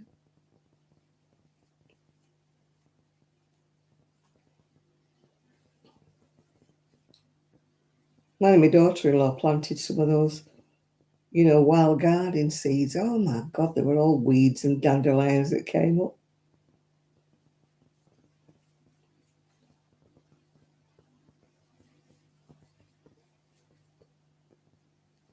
The picture on the front, had poppies and bluebells and all sorts. All we got was a big pile of weeds and dandelions.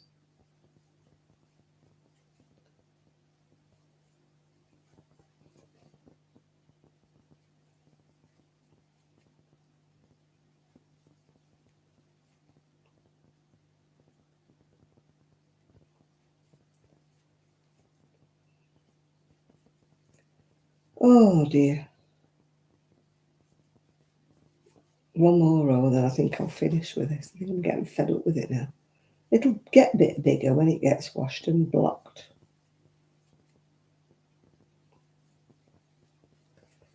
It'll be big enough around somebody's shoulders.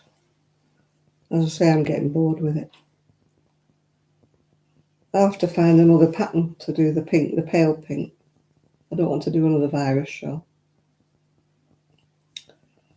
I might do just a plain granny stitch shawl. It'll keep them warm.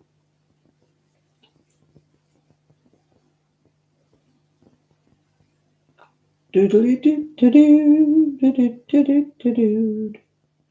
2, 4, 6, 8, 10, 16, 18, 20. At least I don't have to go to the library on Monday. Got a week off. It's Bank Holiday Monday and it's shut. So there's no knit club. I could go on the Tuesday, but I've got to go. Oh, you blocked yours the way I said, yeah, well, with pegs. This one will be doing the same thing.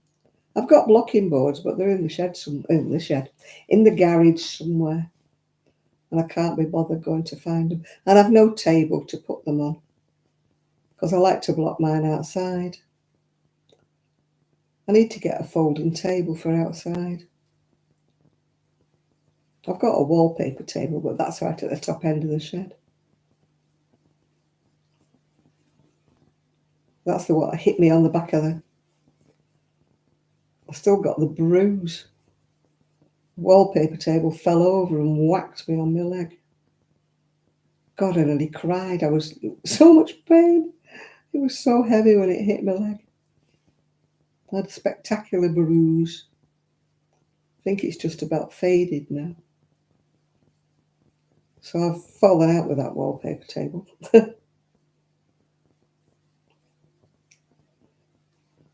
Yeah, this one I'll finish and I'll put it out if it's not raining tomorrow. It's not supposed to rain. They just said it was going to be colder, didn't they?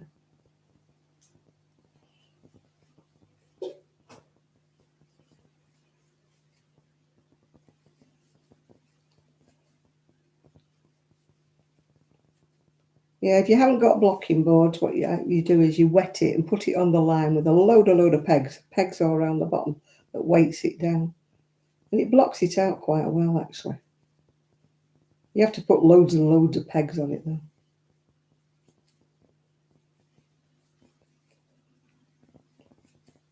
But it beats... I don't like, doing it with an iron, because you can take all the nature out of acrylic and it goes all... Bleh.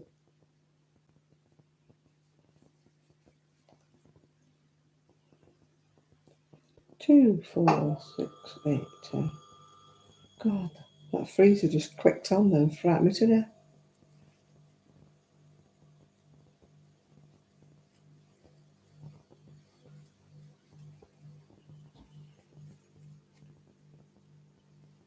I hope I get some sleep. I keep waking up in the night. I don't know what wakens me.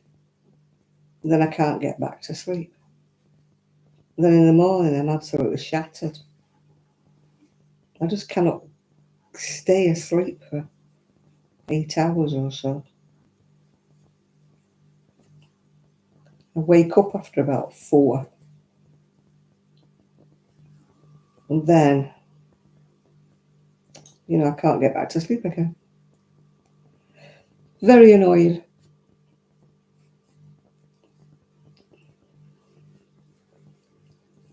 Well, block acrylic, yeah. I wet it through and then I spread it out and pin it, yeah.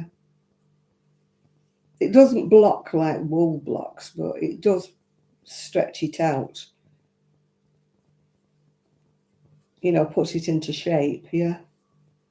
But I don't heat anything. I don't steam anything.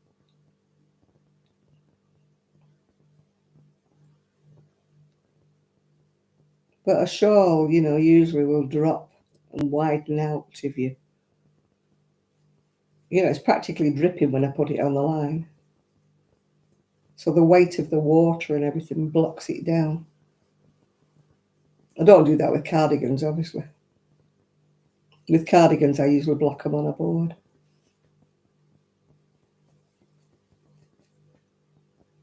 But shawls, you like to block them as big as you can, don't you?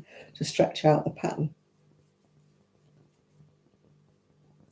Like this is looking a bit smaller, but I know when I wet it through and pin it on the line, it'll go a lot bigger.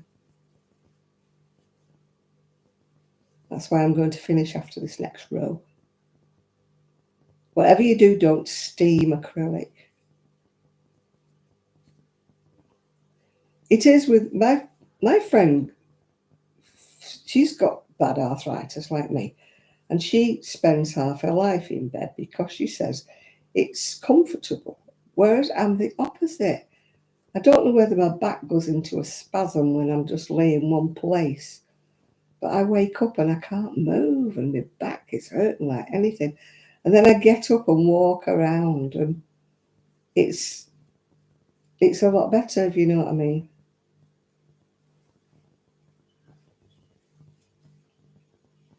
I think I just stiffen up if I'm in one place. That's what wakens me up, I think. I told you what I use, that udder cream. Best thing ever, that, for my arthritis. Smells so strongly of peppermint, though. You can't use it and go out because people keep going, what's that smell? Well, you've done your back in. I won't ask you what you've been doing there. The last time I did my back in, it was lugging all them boxes about in the garage. But who else does it? Only me. There's nobody else would do it. I tell you, big plastic tubs full of wool weigh a ton.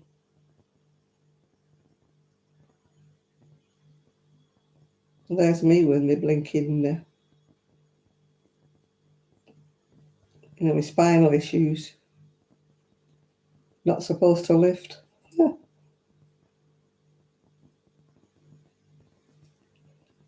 No, I can't take a lot of them because of my stomach issues. Naproxen works beautifully, ibuprofen, on my back pain, but I'm not allowed to take it because I've got hiatus hernia and I've got IBS. And if I take more than 2 tablets, it just sets me off. I can only take 2 tablets now and again, but they really work with me. Works better than my cocodamol. They gave me morphine one time, like morphine patches. Didn't do a thing. I didn't even know I had a patch on.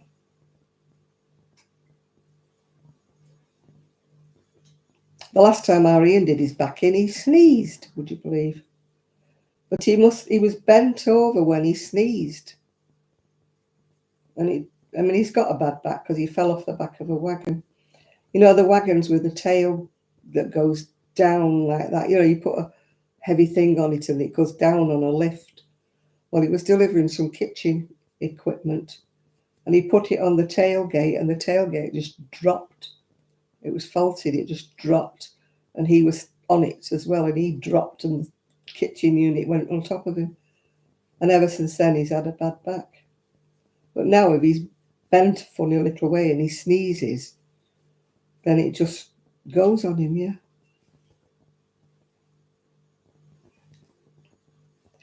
Mine is standing. I can't stand. I can walk a bit, I can sit, but I cannot stand at all. I've had to get a chair, for when I cook, because I just cannot stand to cook, chop the vegetables up and that.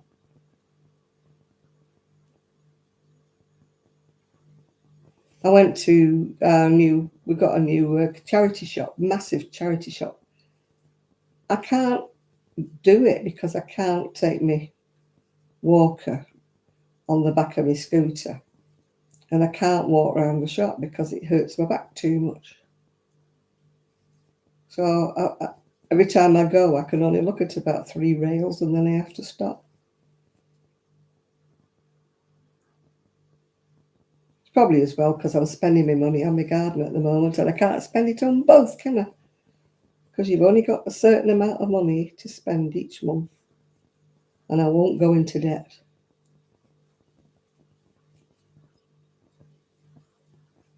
I always like to have a bit of reserve, yeah.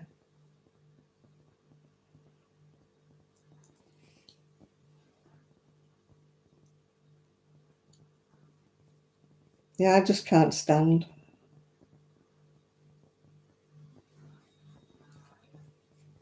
Mine's my back. It just absolutely. I mean,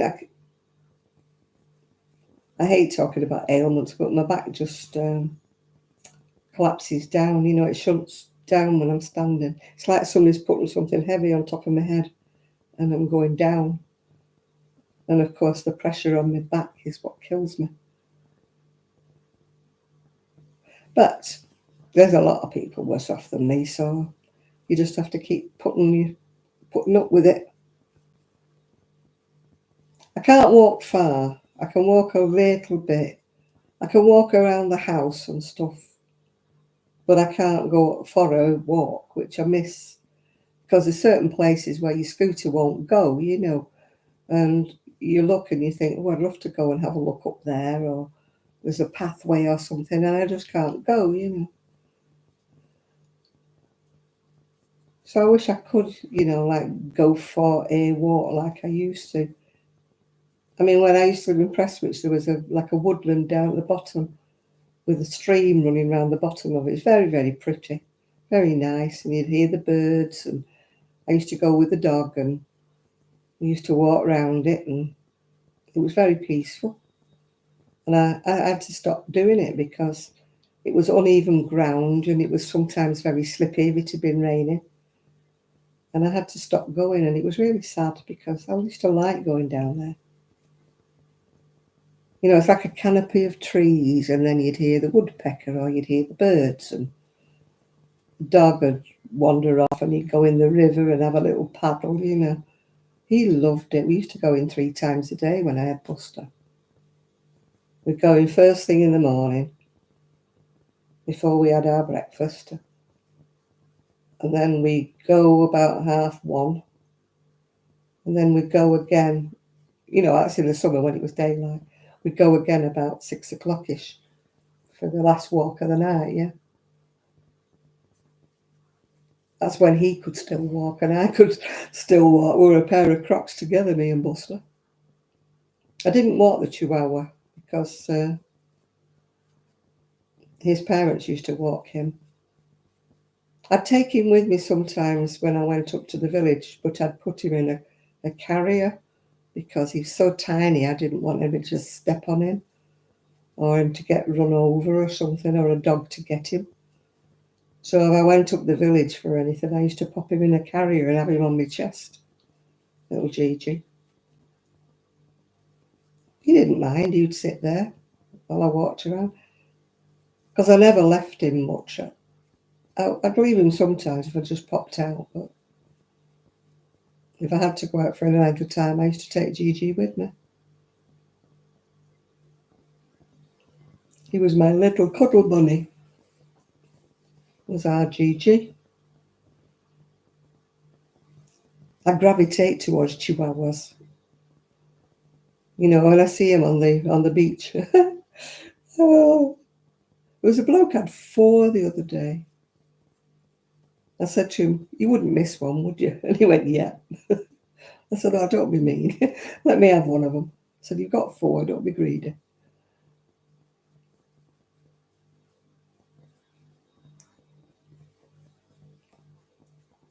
If I could still walk, I would get a dog, but it's not fair. It just is not fair. Animals need walking.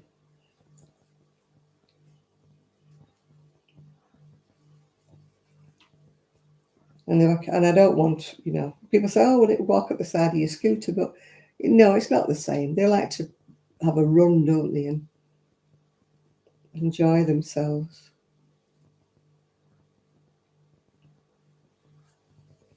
I used to take Poppy out on my scooter because she was really, really good. You didn't need a lead on Poppy. I mean, Poppy was a Rottweiler cross, but she was just an angel. She'd just walk at the side of me. Manny Buster did. He was getting on though then. He could only walk slow. You know, just before he passed away. I used to walk him with my scooter. I had him dog walk though. I used to pay for him to go 2 or 3 times.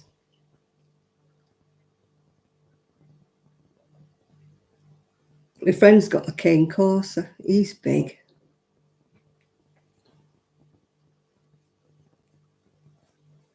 Sky was the biggest, the one. She was a full Rottweiler. She was a big dog.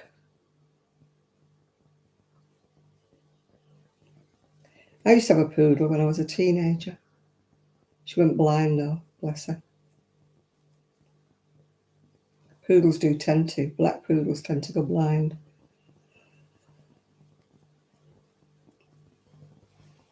No, I'd like a Chihuahua if I had one, but like I say, it isn't fair. You can't go out all day long like I do and leave them. It's not fair. Can't walk one. And also there's the vet bills to consider. And if you can't afford the vet bills and that, you shouldn't have a dog, you know.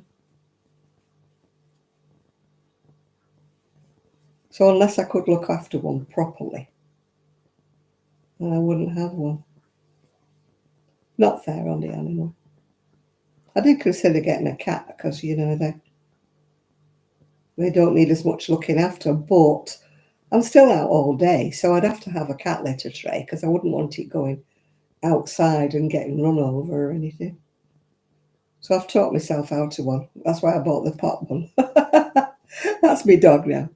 Doesn't need feeding and doesn't need to go to the vet. And it doesn't need walking either.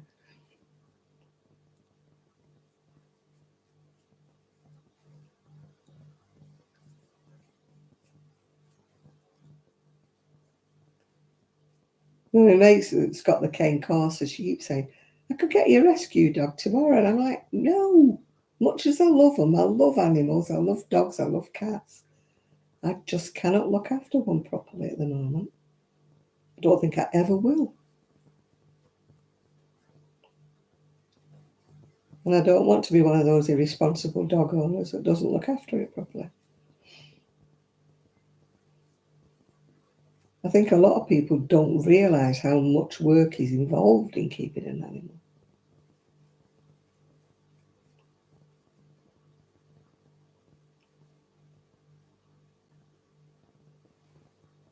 I mean, every time ours used to go to the vet, you're talking pound signs, you know, every time they go. Even my cat, he had to have specialised flea treatments because he was allergic to nearly all the flea treatment. And he would get eczema and he would scratch himself raw. So because I had to have this specialised flea treatment, I had to get it from the vet. And it used to cost me a bomb. But every time he needed another prescription, you'd have to bring him in. And I'm going, he's not changed in the last 3 months. So you had to pay for the vet to look at him before he got the prescription. It used to blooming annoy me, that.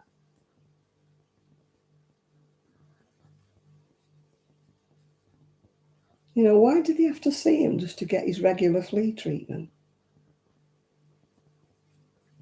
You know, every 3 months.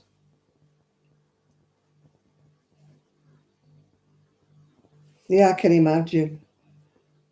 When our Trixie broke her leg, it was £4,500 because she was between insurance policies. She'd had one as a puppy from the breeder, and we were negotiating, you know, to get a new insurance policy. And in the week between the 2 policies, she fell off the bed and broke her leg.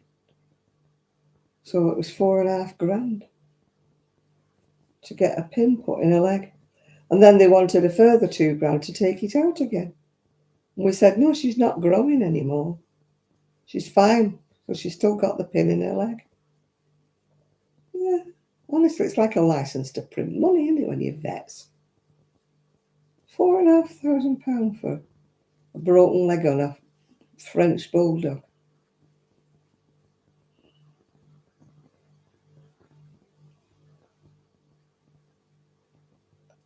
And after that, we couldn't get her, well, we could get her insured, but the monthly rate for the insurance was absolutely astronomical because of this broken leg.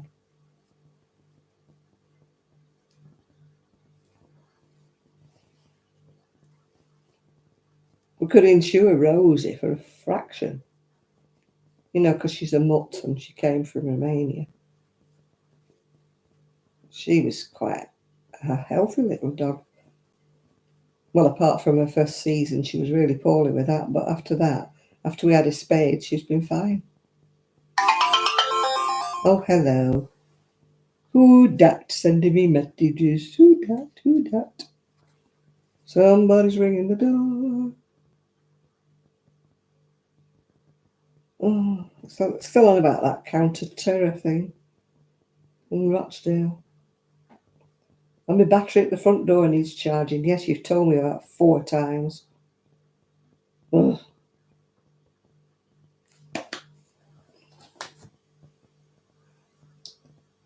It's like I've had 3 reminders that I've got to go for a blood test on Tuesday.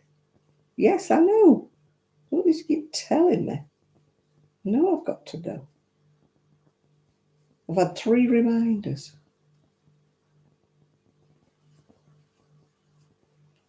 Hopefully I won't get one tomorrow because hopefully... Oh, look at that. It's wrong. I can't leave it. I know it's only for a shawl for somebody, but I cannot leave a mistake. I don't know whether you're the same. If I find a mistake, I have to take it back. Cannot abide. When people put things on Facebook saying, I made a mistake, can you see it? Is it important? And I'm like, yeah, of course it's important. You don't carry on going when you've made a mistake. You pull it back.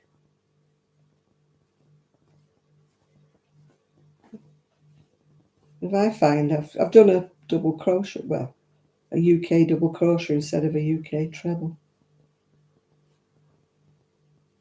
Where is it? No, I've lost it. It's somewhere. Where is it? Oh, it's there. No, I'm afraid I can't leave it. I know it's only for a shawl and it's only to be given away, but I still wouldn't give it anybody if it had a mistake.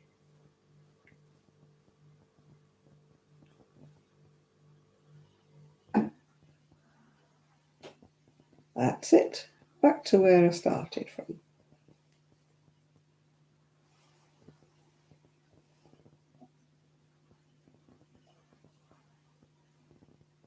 He did. He came.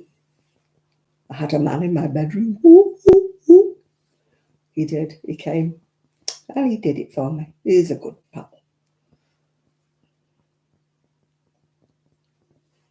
So I've got a nice silver one with like fancy filigree ends on it now.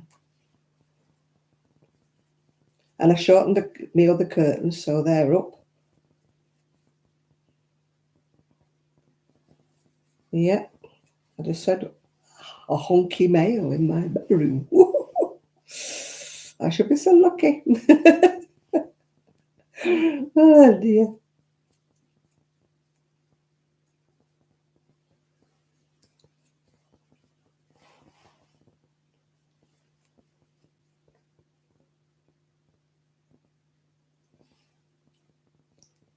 Yeah, I had a nice hour watching his bottom.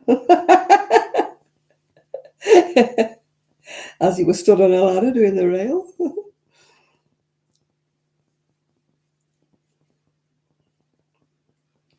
He certainly knows how to fill a pair of trousers. I like a nice backside on a man.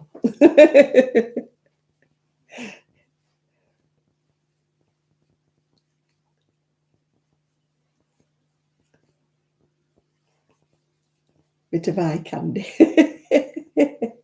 Am I allowed to say that at my time of life? I can still look. Can't I?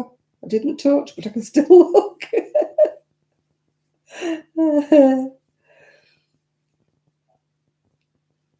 Oh, you're going, Mimi. Good night, Mimi.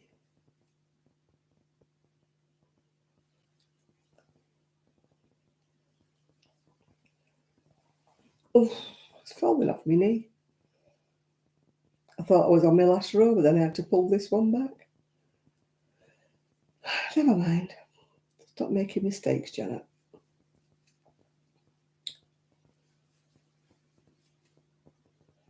Well, I met my next door neighbour. I found out why I'd not seen him. He'd been in Spain for 3 weeks on his holidays. I thought it was quiet. I thought he's the quietest neighbour I've ever known. He was away. Anyway, I actually got to speak to him the other day. I needed to ask him because I've got some little planters. They're only tiny. They're like a tin can with a hook.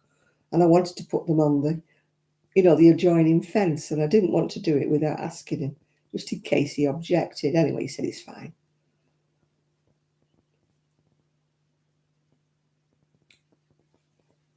Some people are a bit funny, aren't they, about you hanging stuff on the central fence.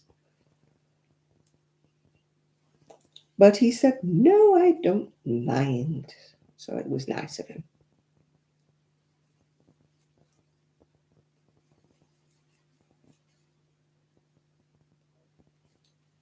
Our houses are like the opposite way. So my lounge is like next to his bedroom. And my bedroom is next to his lounge. So we kind of like swap of. So we don't hear each other because when he's got his telly on, it's my bedroom and I'm not in bed because I'm in my lounge watching the telly. So like, it's just, works out well because we just don't hear each other. Admitted I don't have my telly on loud. If it gets very, very late at night, I tend to put the subtitles on, so I don't have to, you get these films where they mumble, you can't tell what they're saying. So I tend to put the subtitles on rather than turn the volume up because I'm always conscious that he's maybe gone to bed or something. I mean, I'm a night owl, so it doesn't bother me.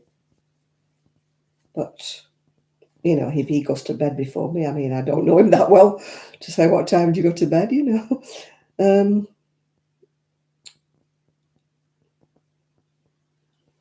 But at least I've met him now, introduced myself.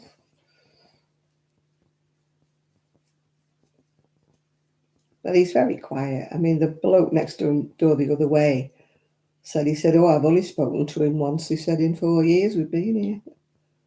So maybe I'm only speaking to him once in the next 4 years. You never know. Because we've got a fence between us at the back, so I can't see into his garden. And I presume he doesn't look into mine because he'd have to stand right up to the fence and look over it. And I certainly don't do that. Well, in fact, it's higher up than me. So I'd have to stand on a chair to look over the fence at him.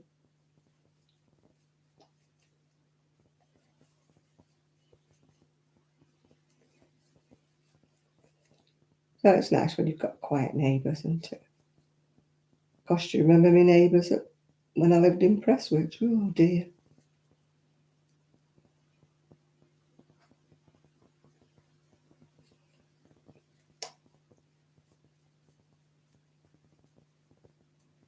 It weren't so much that she was noisy, it was just that she had a garden full of rubbish.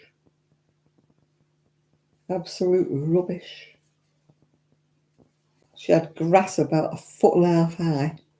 And she used to have shopping trolleys and all sorts in it. Well, I don't know who that was. Oh, landscape. Oh, God. You remember me going on about it when I was in Prestwich? Honestly. I won't mind what she used to put a towel in the middle of all the rubbish and sunbathe, lay on a towel with a radio on in a bikini. And I used to think, how can you, I mean, she'd black bin bags full of all sorts in there. I told you we'd seen rats, didn't I? And the rat man wouldn't do anything because she was never in, and he said he couldn't go in her garden without her permission.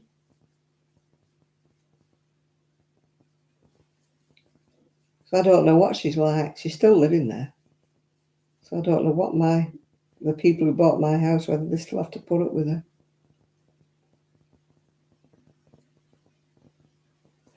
The landlord used to cross the road when he saw me because he knew what I'd be saying. My son threatened to get the plastic bags out of the garage and go and put them in his garden. See how you like it. She had a 3-piece suite out on the drive once.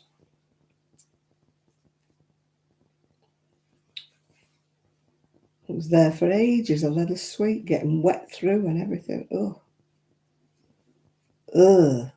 She was a scruffy devil. I think I told you there was a bag of crisps on the bedroom window bottom for 3 years because she never drew the bedroom curtains back, and the kids must have put the crisp packet, underneath the curtains and onto the window bottom. 3 years that crisp packet was still there with crisps in it. It's wonder she didn't get mice.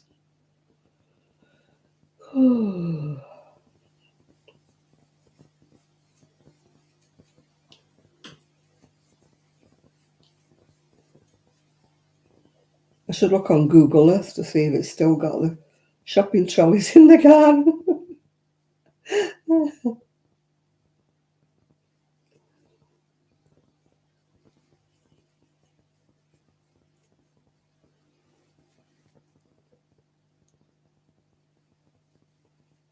Hey.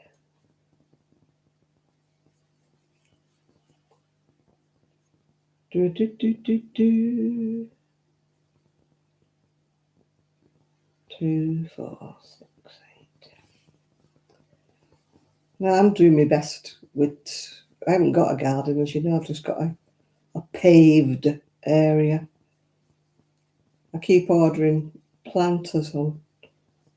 When my little seedlings grow, they'll get planted out. I've got loads of flowers I bought from across the way.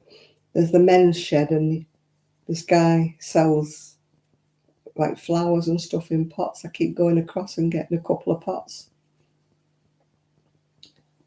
So I'll get some colour in my garden if it kills me. But I've got no earth, no soil to plant anything. I've just got bags of compost. My tomatoes are about 3 inches high now. Whether they'll ever have any tomatoes doesn't matter too.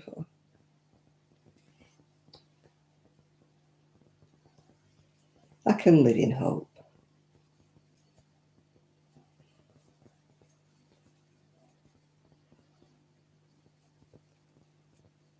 I'm giving up after this row. I've had enough now.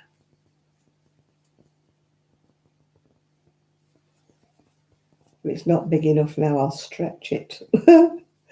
I'll wet it through and stretch it on the line.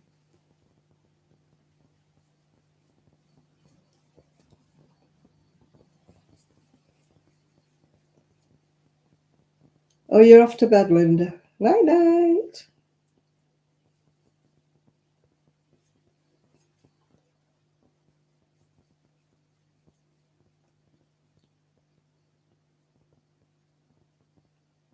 I'm either hungry or I've got indigestion. I shouldn't be hungry. It's probably indigestion from those sausages.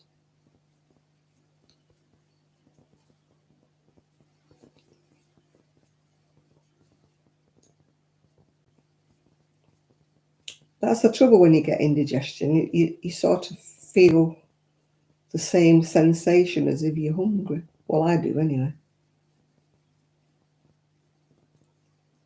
In actual fact, I really should swig some Gaviscon or something. Well, that'd probably be better for me than eating something else.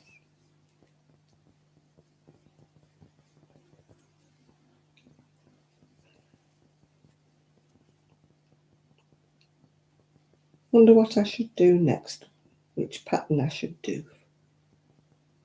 I might just do a granny stitch shawl. I've got some like baby pink. I'll have to double it up like this. That's the trouble when you're doubling it up, is because you keep splitting stitches. Well, I do anyway. But it's too thin on its own. It wouldn't be warm anyway.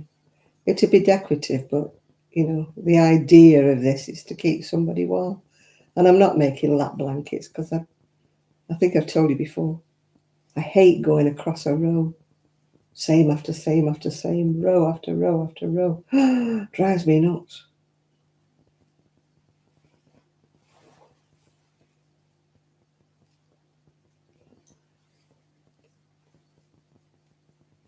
I don't know how people do blankets one after the other after the other. Oh, I might do a cat blanket or a baby's cot blanket, but I can't do anything any bigger. I forced myself to make myself a yellow blanket when I used to go singing at Harmony and Health.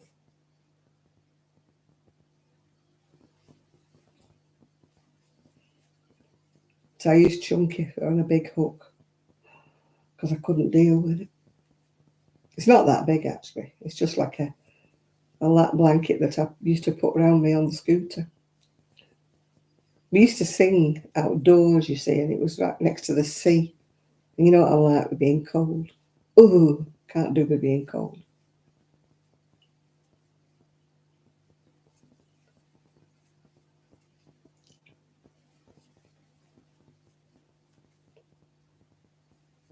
Yeah, I definitely feel hungry and I shouldn't. The ibuprofen gel and the cocodamol does nothing for me. I tell you. Mind you, they gave me morphine patches.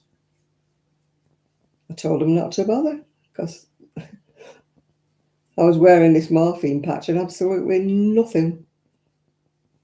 It just didn't work at all. It was just as painful as ever. And he gave me some stronger morphine patches and they still didn't work. I just don't. I must be one of them people that morphine doesn't work on.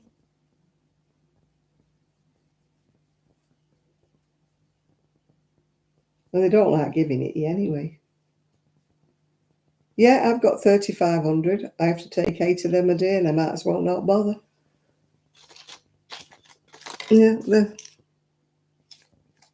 30. I think the placebo's 3,500, yeah. Doesn't bother. Doesn't work. Yeah, naproxen, and they won't give it you. Well, they won't give it me anyway. Oh, that was a big bump. It must be next door coming back.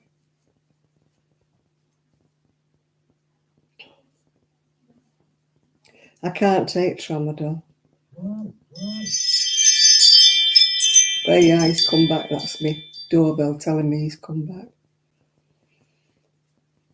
No, I can't take tramadol. It gives me hallucinations and nightmares.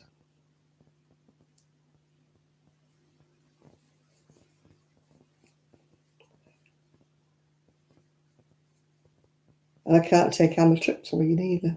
It works, amitriptyline. It works wonderful. But, oh, God, nightmares. And they're really horrendous nightmares. Violent nightmares I get with amitriptyline. And they keep telling me, well, there's nothing else we can give you. You have to have cocodamol. You can't have morphine. You can't have naproxen. You can't have tramadol. And you can't have amitriptyline. What's left? Nothing, apparently.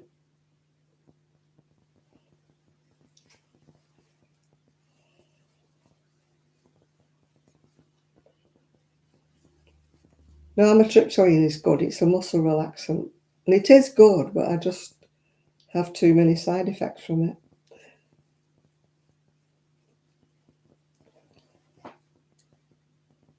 Yeah, they said, oh, if you can't take amitriptyline, we'll give you nortriptyline. And it still was the same.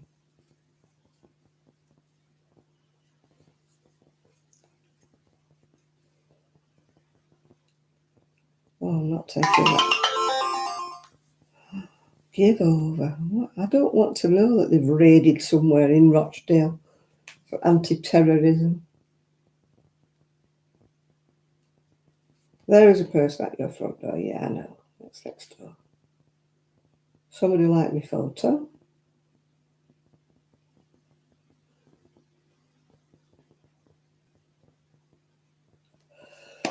Ooh.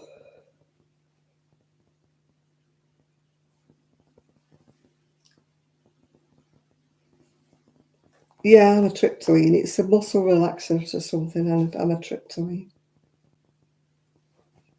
It does work. It's just that it gives me nightmares.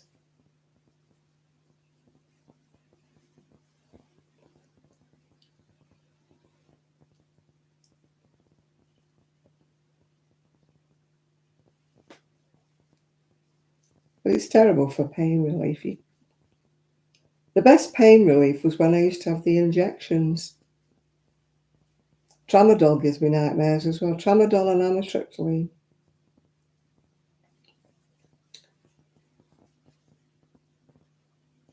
Morphine doesn't work, except it makes me itch. It doesn't do anything for the pain, but it makes me itch. It's like little ants crawling all over me when I take morphine. So I've just grit my teeth and get on with it. At the moment, I took 2 cocodamol before because my back was hurting. But apart from that, I won't take anything. I'm an awkward monkey.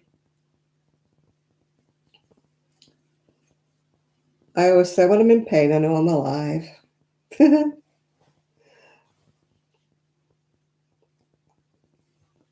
But what can you do if you can't take them? What used to work for me was the injections in my spine, and of course they don't do them anymore. They said, oh, it's because they don't work. No, what it was the money.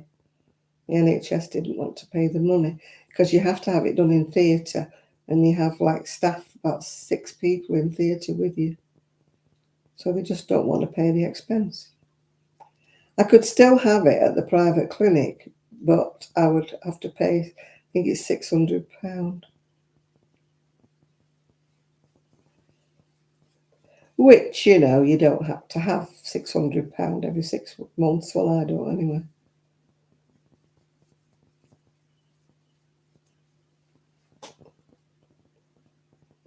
I've not had gabapentin or pregabalin. I've not had them.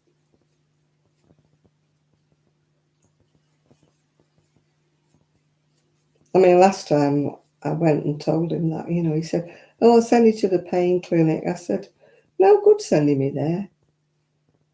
They just say, distract yourself. I said, I crochet, I read, I do everything to distract myself. I can't talk myself out of the pain. I'm afraid it doesn't work like that. Yeah, distract yourself. Yeah, right. We could do that. We'd all be fine, wouldn't we?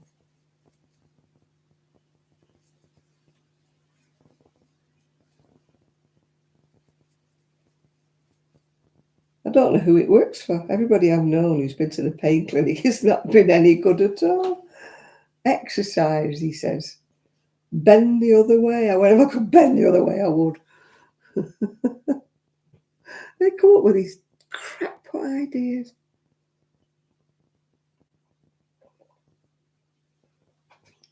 I said to one of them, do you have chronic back pain? I said, have you got rod and pins in your back? And he went, no. I said, well, if you did, I said, you try distracting yourself I said, it don't work.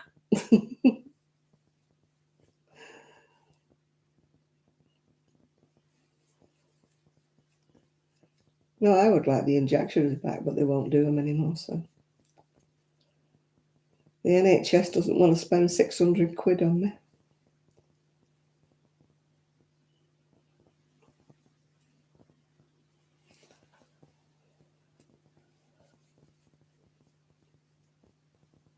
They can do another operation, but he said it'll strengthen your back and it'll stop the deterioration. I said, will it help the pain? He went, no. I said, well, I'm not having it done then.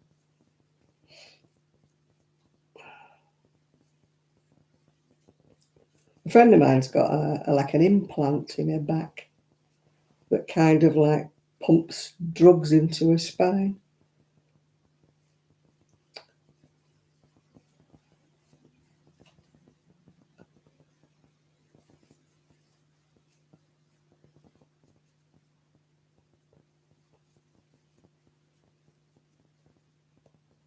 I'm still feeling hungry, and I shouldn't feel hungry.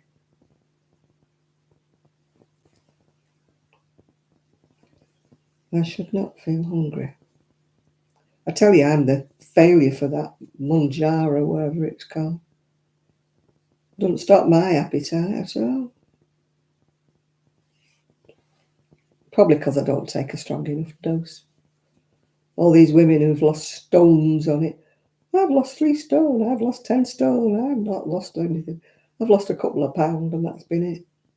Doesn't kill me appetite at all. I don't know what. I think I've got the placebo.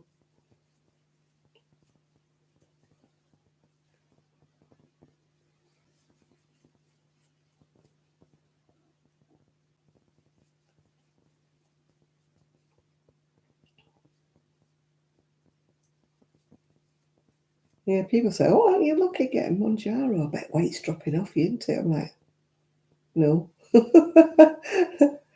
I inject myself once a week religiously.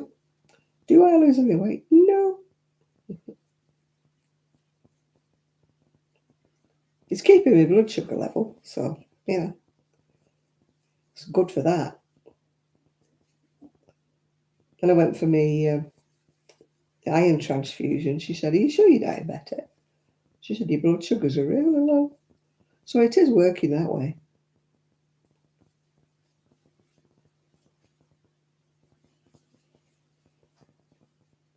So I'm not diabetic while I'm on that. So I think it was about 5 or 6 or something, the blood sugar level.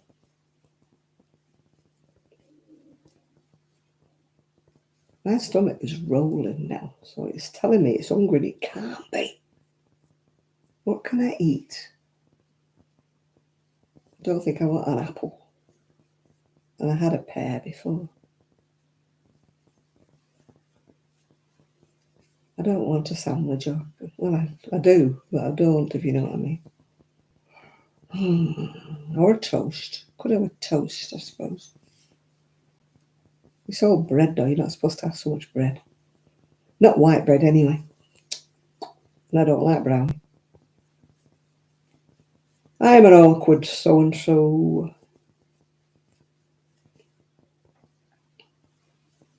Oh, my niece is coming to our house. She takes me to a garden centre. I want to get some herbs to put in my little planter. I've got a three-tier planter. It's only small, but I could put little herbs in the top of it.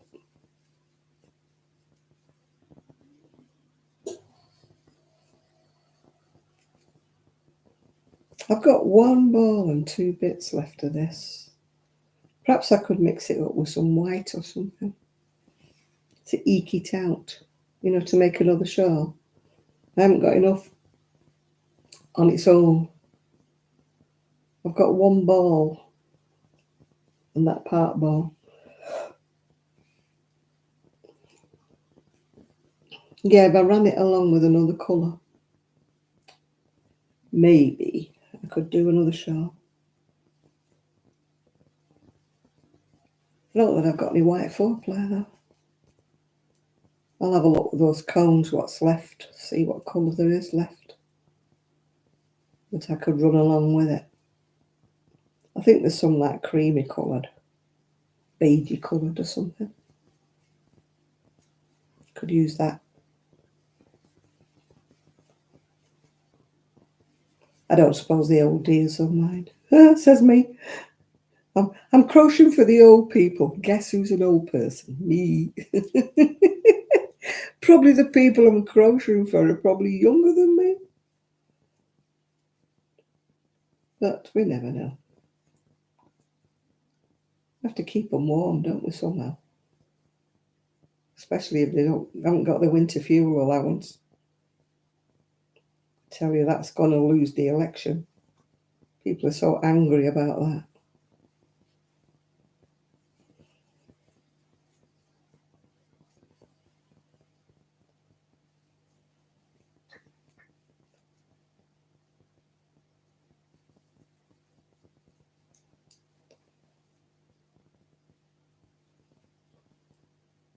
I found my plug-in heat pads. Found it at last. I think I told you I couldn't find it, didn't I, Chris? I told you I couldn't find it. I found it. The last place I looked for it, I've looked all over the house. I looked in the garage. I've looked everywhere. I even asked my son if he'd accidentally took it and put it in storage with his furniture, but I found it. I found it. I haven't used it yet, but I found it. Oh, I'll be glad of that when it's winter. At the moment, I'm just using the one that you put in the microwave, a little square one.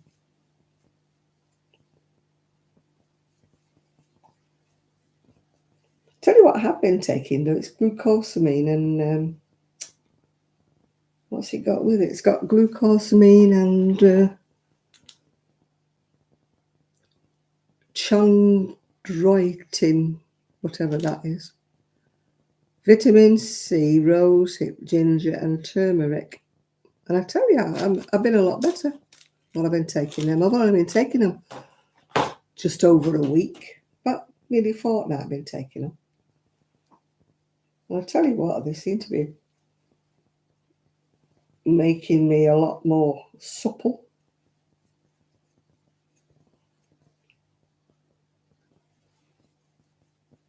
Yeah, I read somewhere that I used to take turmeric before, but it didn't do anything for me. But these, whatever glucosamine is, it seems to be helping. It's not taking the pain away, but it's making me feel more mobile, more fluid, whatever, supple.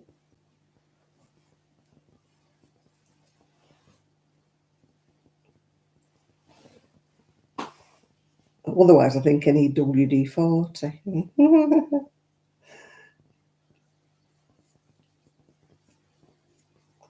Oh, God, this morning I got cramp in my calf.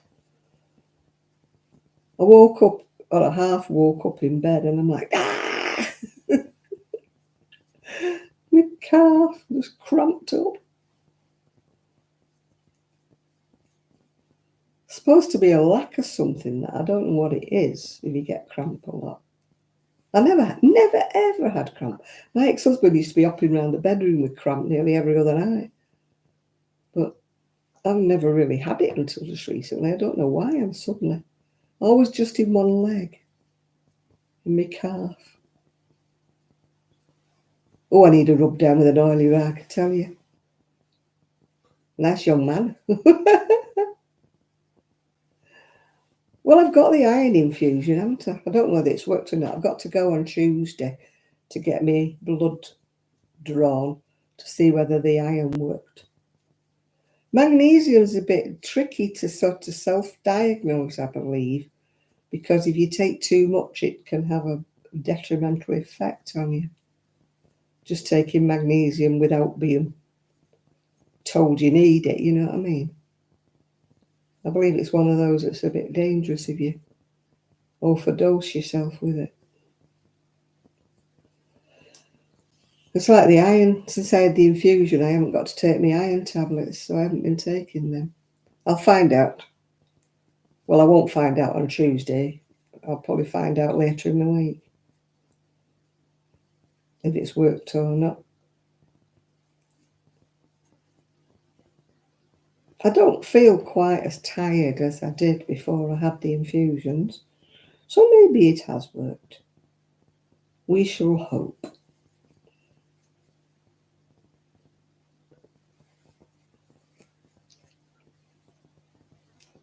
Right, I'm not doing any more on this. I think I'm going to finish it and hope it stretches out, because I've run out of one of the balls of wool. I'm on my last little scruffy bit of it.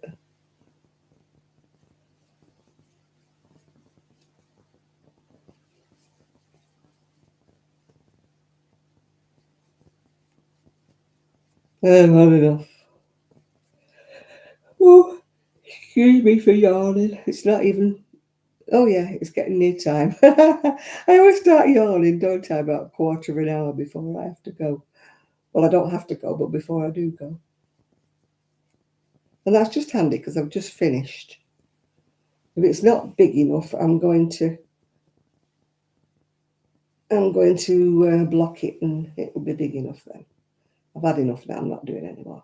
Oh, I've got to do along the top, haven't I? Oh, gosh. I hope this wool doesn't run out before I do another. I forgot I've got to do across the top.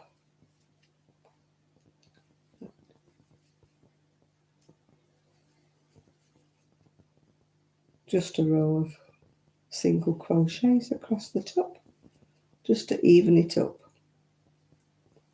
It doesn't tell you to do that on the pattern, but I just think it looks better. You know, finishes it off a bit better.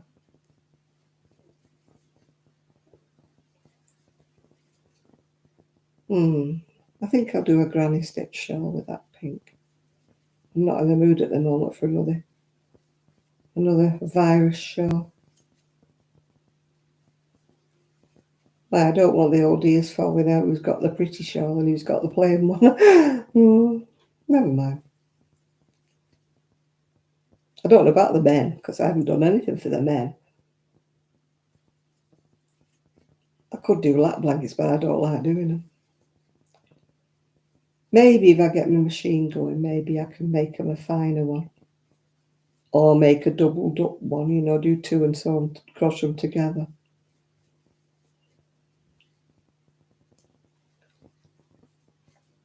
I used to do that years ago when I had a lace carriage. I used to make the lace bit in white, and then I'd put a plain blue or pink on the other side and crochet them together around the edge, so that the blue just peeped through the white, you know, to make a thicker pram blanket like. They were pretty, those. I used to make them a lot when I had a machine. I think I've got a lace carriage on this machine I've just got, but I don't know. I'd have to look.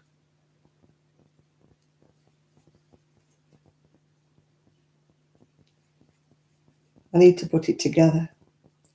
You're going to check the lasagna, right? Okay. I'm going to make a toast. I'm hungry, and I shouldn't be. As I said, that Manjaro is not working on me.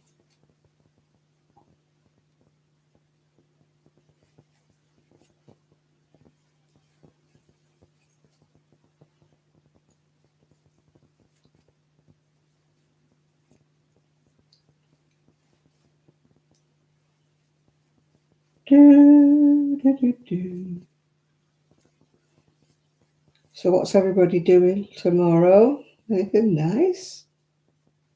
Got any plans for tomorrow? I have. My niece is coming.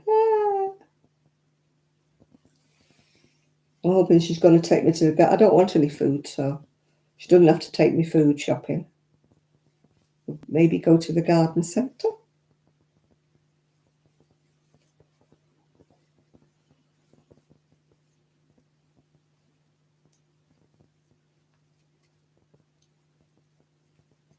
spend me money that I don't have. Never mind. It's only money, innit?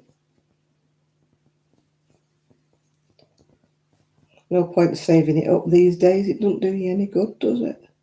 As long as I pay my bills, I'm all right. I'll never be rich, but never mind.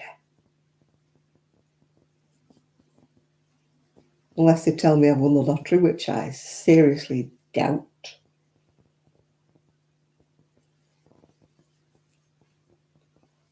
I was watching Sheila and she goes, I'm not won on the premium bond. She said, I get quite disappointed when I don't win. I thought, I've never won yet. My son won, but it was 56 years ago. He won £25 and I put it back in the premium bonds. And we've never won a thing since then. I thought, oh, he's a lucky baby. I'll put it back in. It was a one-off luck. You've got to have a big batch of premium bonds, I think, to get any money and win. My pound here and there. Well, I've got a £25 block, but it belongs to Ian, but I don't know which is his and which is mine anymore.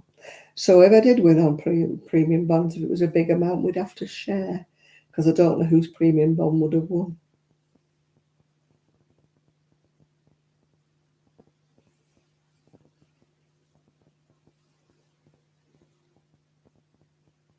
Oh, look at that yarn bath. I'm on my last little bit now. And I've got a yarn bath. How annoying.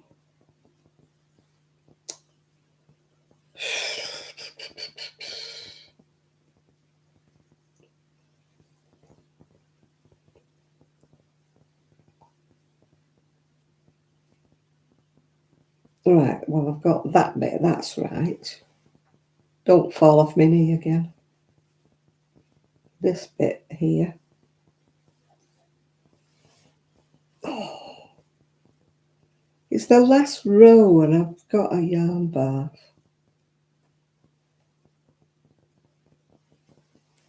Oh, how annoying.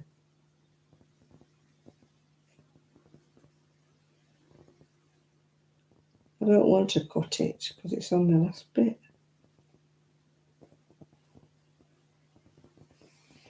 Oh. Well, maybe I've got a bit more there. See how far that bit goes before I have to undo it again. Right, so what is everybody doing tomorrow? Nobody's telling me anything. You're all obviously doing something secret because you ain't telling me. As I say, I'm hoping to go to the garden centre. I don't need any food. I've got a freezer full, so I'm fine. If I need any bread or milk, I've got the corner shop here. Well, it's not a corner shop, actually, but it's, in the middle of a road. But it's a corner shop. So I don't need to get anything. And I've taken out some chicken to defrost for tomorrow. And bond to you as well. What's that? Why did it do that?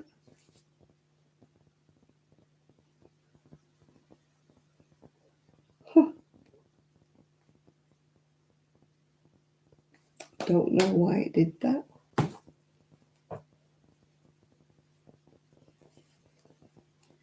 Strange things my phone does.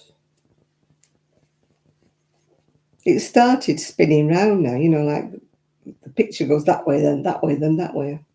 Like it's on a gimbal, I'm thinking, what's going on? Why is my phone acting strange? Right, I presume nobody's doing anything on Sunday then. You're all staying in bed all day, are you? You've got no plans.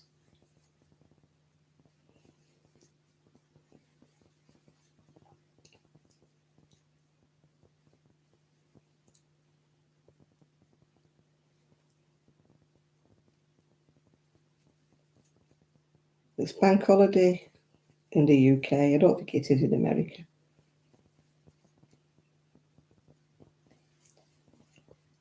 You never have any plans. I don't usually, but my niece is coming, so that is the plan. My niece comes about once every month or so and asks me, if I want to go shopping or I need anything special.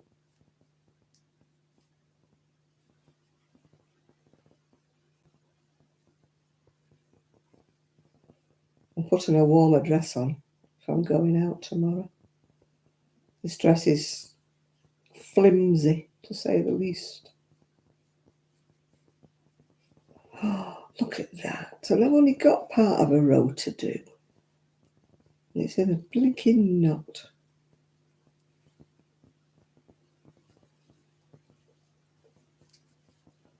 How annoying.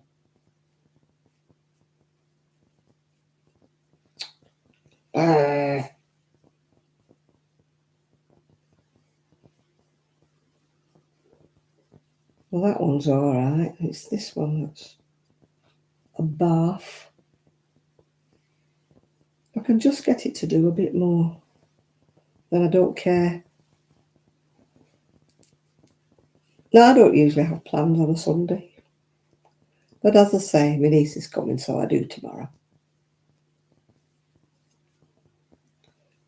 I might strip the bed off, actually, because she's better at redoing the bed than I am. If it's not raining, I'll peg out my bedding.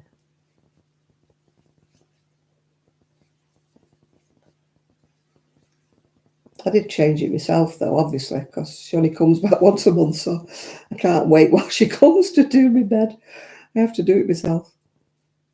But she does it much quicker than me. I finish up fighting. I call it duvet wrangling. Finish up wrangling the duvet.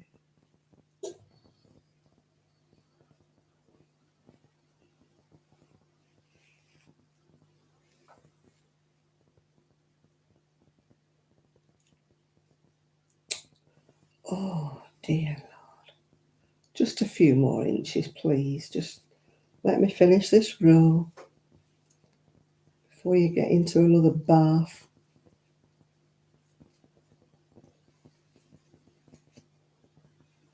I don't want to cut it. Hello, Lizzie. You've just come in just as I'm ready for going. I'm still here because I'm wrangling with the yarn bath. And I'm on my last row.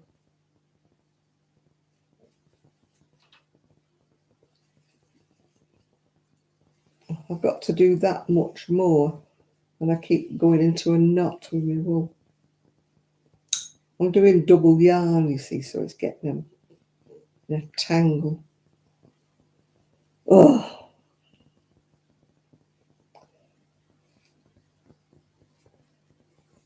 So what are your plans for tomorrow? I've been trying to get everybody to tell me, Lizzie, and nobody's, apart from Chris, he's the only one who's answered me so far. I'm going to a garden centre, hopefully, because my niece is coming. So that's where I'm going, hopefully.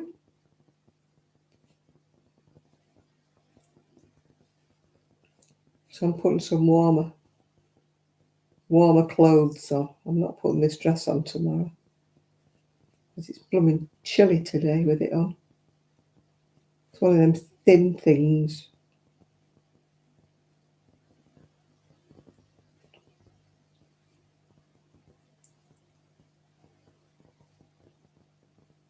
Yeah, I've got a yard now. I haven't got a garden anymore. I've been doing some. That's why I'm going to the garden centre tomorrow, because I want some more plants. Across the road's got flowers, but I want some herbs. And I want a little tree of some description. Or a rose bush, something like that. Oh, it's not going to finish this row, is it? The weather's been lovely, although today it's gone a bit colder. It's been gorgeous. We almost had a summer.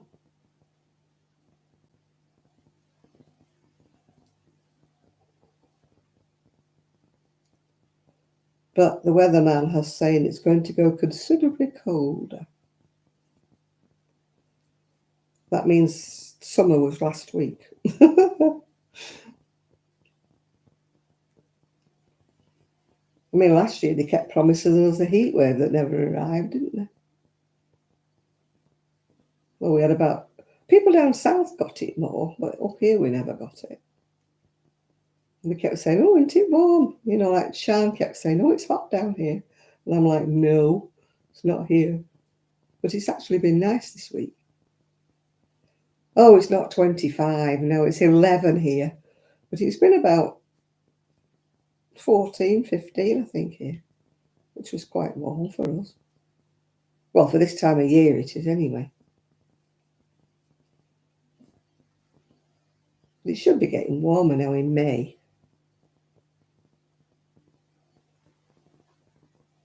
I felt brave enough to put a dress on.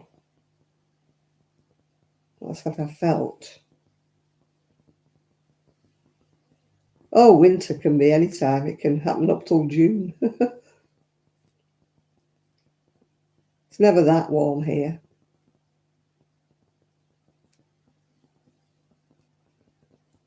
Well, it's warmer here than it was before, so I'm not complaining.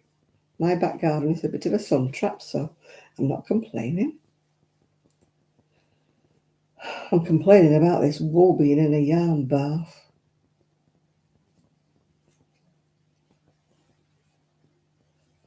Yeah, I was seeing somewhere in Spain they had snow. Well, I don't know whether it was 25 here, Nathan, but it was warm.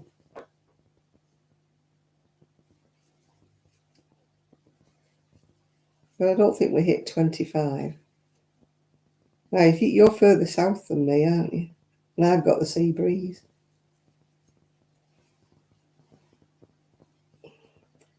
Oh, I don't want to cut this yarn and it's getting in a mess.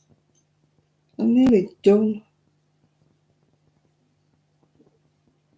Hi, Amanda. You like me dog? It's very quiet, my dog. No trouble at all. Your dad's in Blackpool, poor soul. I'm sure he'll get over it. Mind you, Linda that was on here, she loves Blackpool. I hate it. As they say, Blackpool's like Marmite. You either love it or you hate it. And I hate it. Won't get me in Blackpool. Especially not for holiday. Whew. I'd rather put sticks in my eyes.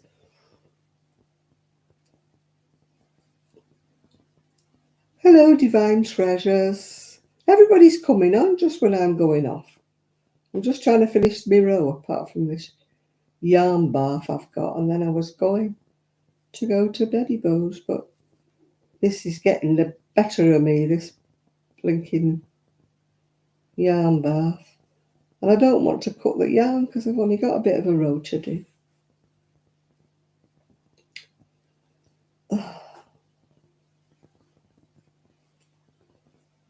Yeah, it's almost midnight here. 3 minutes to the witching hour. That's when I usually go off. Oh, you're Susan, right? Hello, Susan. I'll forget because, you know, I'm terrible with names. Absolutely terrible. I'd forget my own. People tell me their name and I'm like 5 minutes later I'm thinking, oh, what did they say? I have the brain of a flea. And it's not Alzheimer's, I've been like that forever. A Northern Soul Week. Oh, well, at least you didn't have to see the weather. Actually, it's been quite nice. Am I going out for tea? No. My niece is coming, but she's got to go by about 2:30, so she's coming about 10:30. And then, as I say, I want to go to the garden centre. And then I'm hoping she'll do my hair roots before she goes, because I'm see the dark bit there. The sides are fine, the sides are white, but the top bits, it's just there. That bit there, it grows dark. It's like one stubborn streak that refuses to go white. Oh, look. Wow.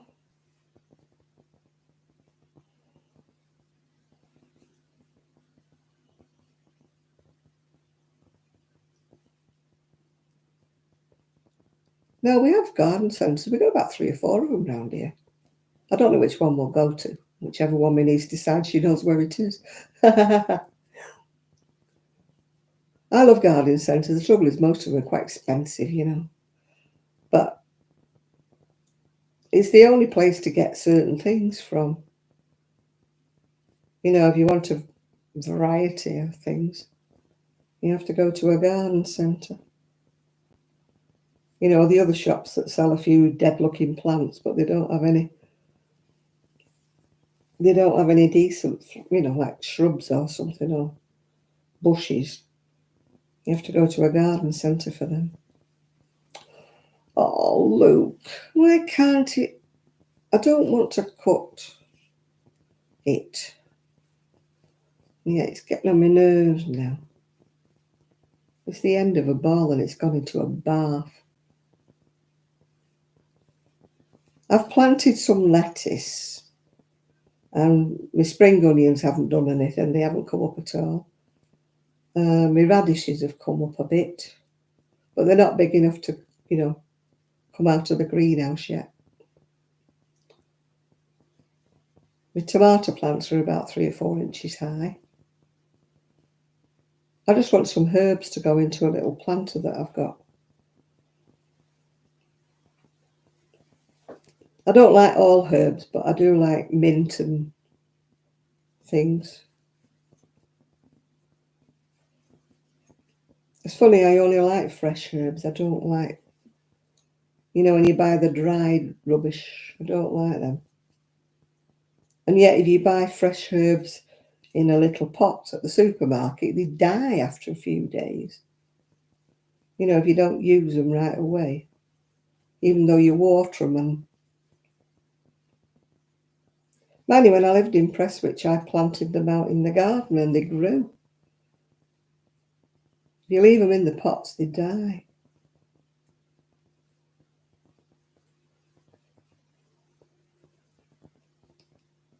Yeah, one thing I don't like is I don't like coriander. Or cilantro, as you call it in America. Ow, my knee. Ow, ow, ow, ow, ow, ow, ow. Sorry about that, my knee wouldn't bend. Oh, why is it happening to me when I'm on the last bit? No, I don't like oregano. No, I don't like coriander. It tastes like soap.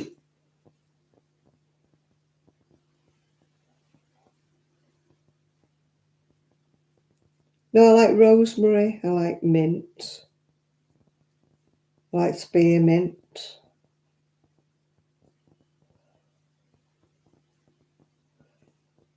I don't use oregano because, yeah, I watched Sheila today. She's been doing in her garden, digging up her wood. She digs the garden talks about taking the weeds out, and yet she never seems to put anything in. No, she just digs it over and then it's just like a big patch of earth. And then she never plants anything. I don't know why.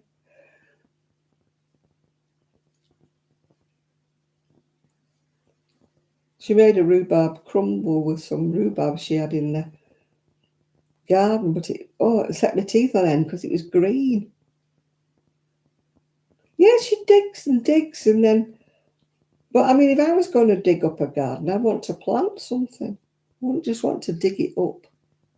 Yeah, she put 2 plants in today, but there were ones that she'd had in the house that shouldn't be out there in the first place. The house plants.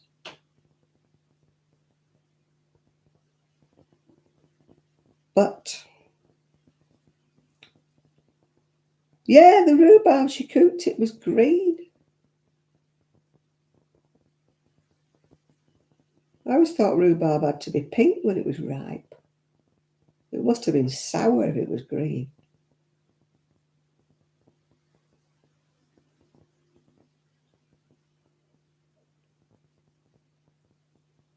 Oh, look at this mess I've got here.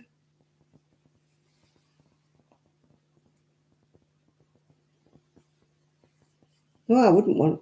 Oh, could you imagine? It's pink, yeah. Rhubarb's got to be pink to be ripe. Hers was green.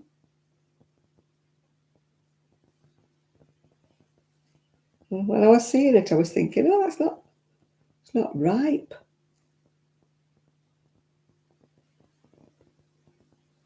I mean, you need quite a bit of sugar with rhubarb anyway.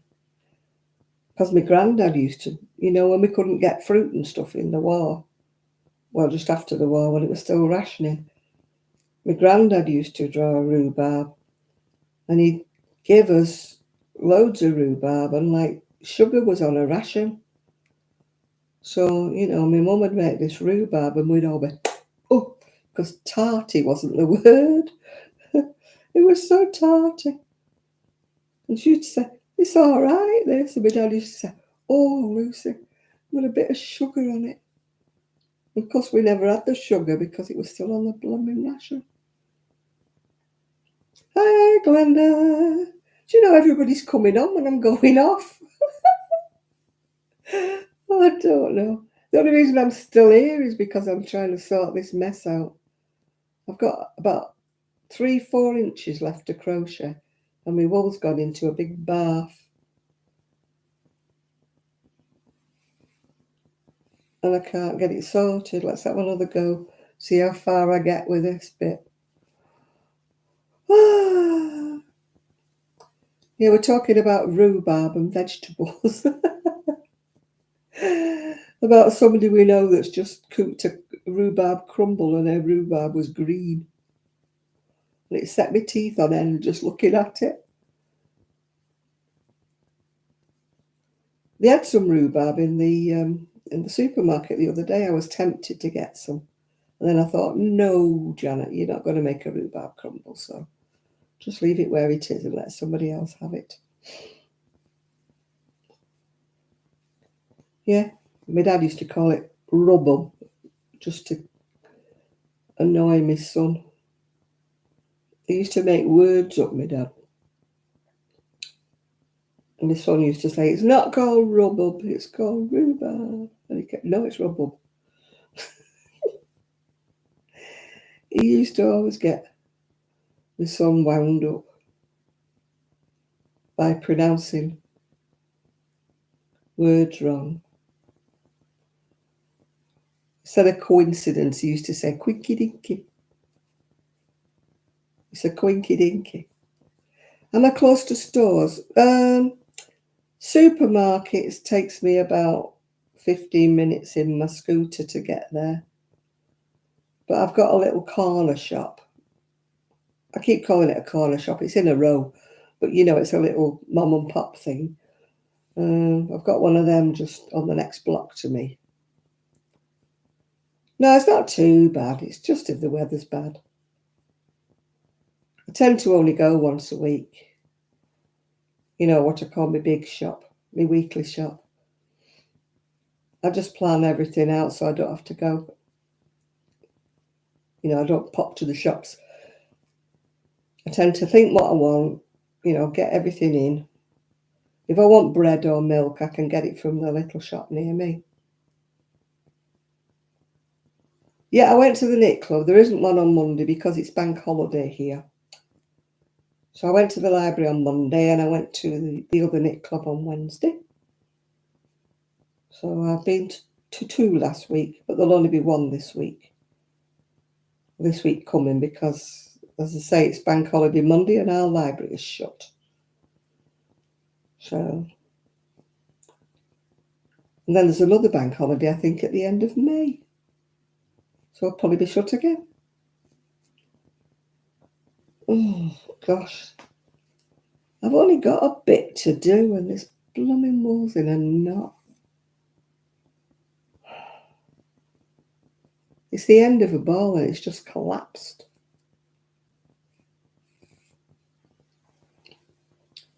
Oh, it's getting on my nerves now.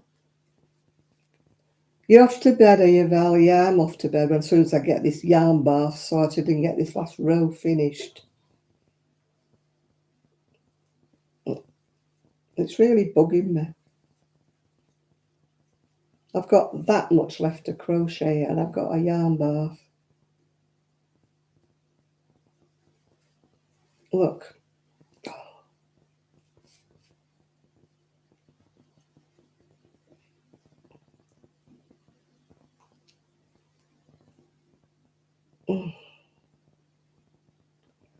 Am I watching? No, there's nothing good on our telly at the minute.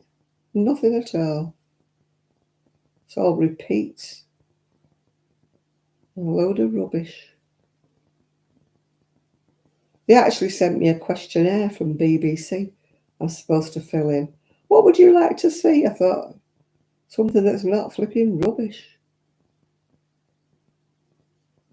But at least with the BBC, we don't get I'm a celebrity, get me out of here, and naked attraction and all sorts of rubbish like that. But the BBC's just, I don't know what they spend their money on, but it's not good drama.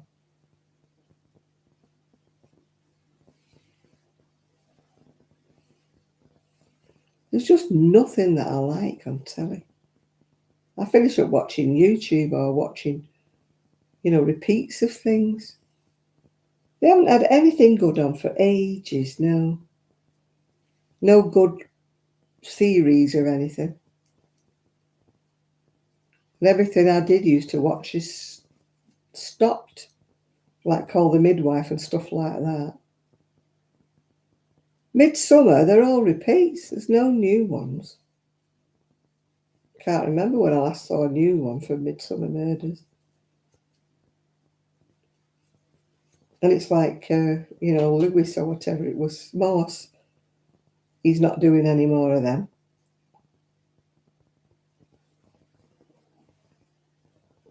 Vera, she's not doing any more. Anything that was good, it's all finished off.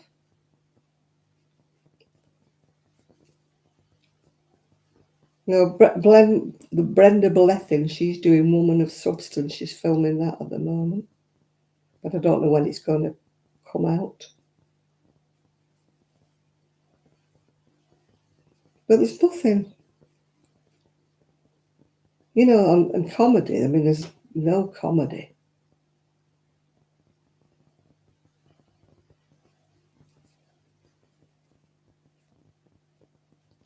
Even Father Brown, they're all repeats. And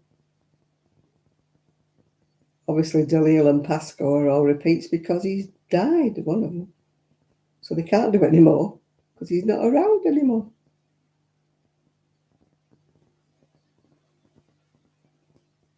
There's just absolutely nothing else. I was watching one or two things, but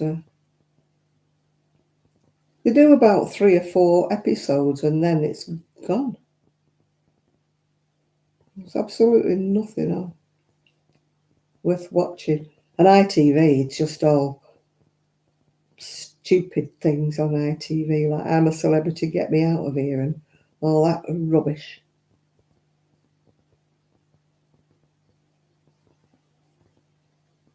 Reality shows, who the heck wants to watch that rubbish? And I certainly don't. Oh, this is really bugging me now.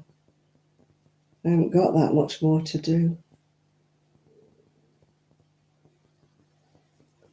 Oh, I don't watch him. I can't be doing with it.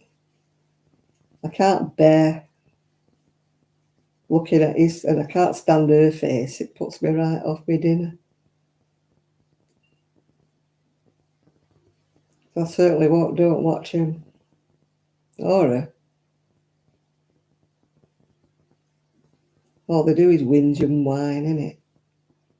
No one wants to watch it. And I certainly haven't watched her cooking show, and I have no intentions of doing either. Sprinkling bloody flowers on things.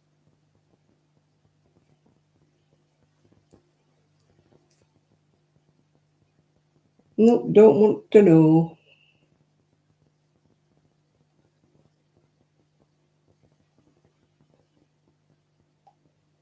Yeah, like I say, I can't watch it. I can't watch either of them. I just don't want to get riled up. As you said, there's certain things I won't watch on the telly because it just makes me mad.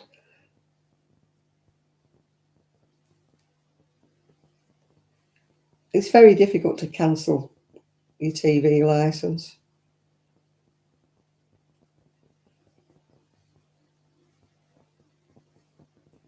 You missed a lot, Jane, because I'm going in a minute.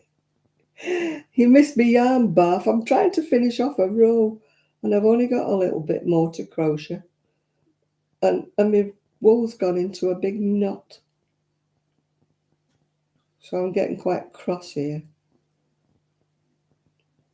I'm going to have to cut it because it's really bugging me now.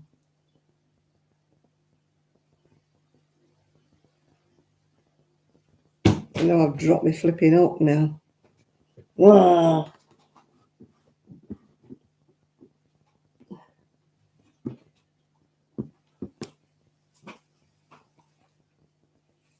I've got about that much left to crochet, that much. And a great big knot in my wool.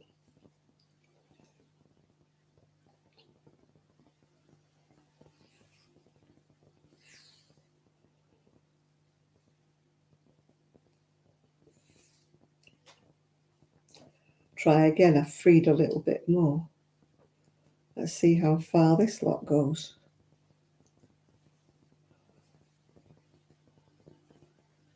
You're still supposed to have a license, though, even if you watch your replays. And you watch it on catch up, you're still supposed to have a license. They have you every which way but lose.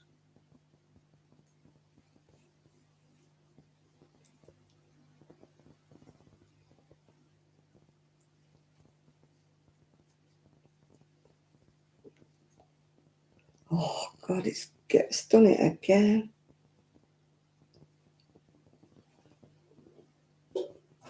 I don't know why you have to have a license if you're watching it on catch up, but that's what they say.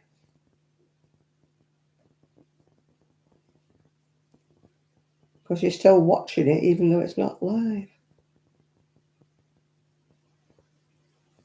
On my BBC catch up, it says, do you have a license?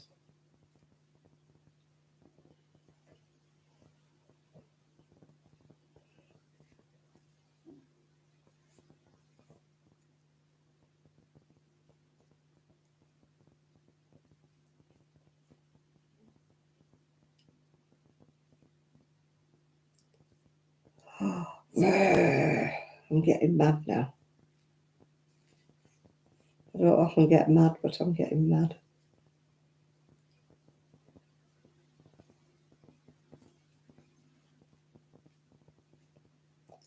I watch mostly YouTube these days because I don't have Netflix and I don't have Sky.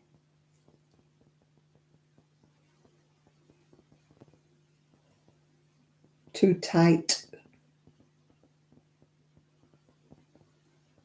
Are you sure? Well, why does it ask me if I've got a license when I watch it on catch up then?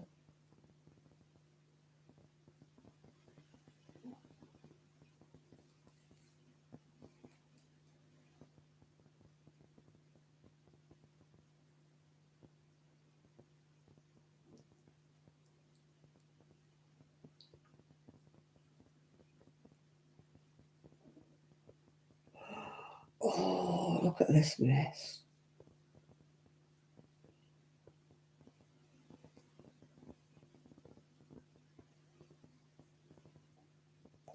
Yeah, if I'm watching iPlayer, it says, have you got a license?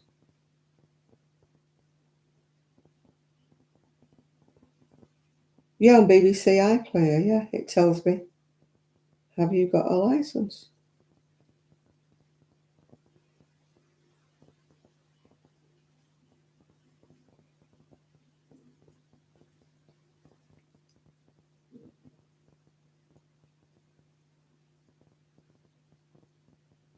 Yeah, I have to have a license if I watch BBC on catch up, yeah.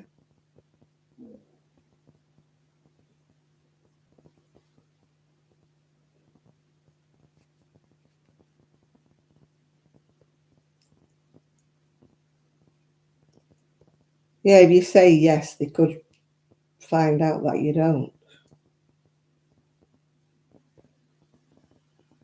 Because they can check your address if you've got a license. Yeah, if you watch BBC, you need a license, whether you watch it on catch up or not. They have you every which way but loose.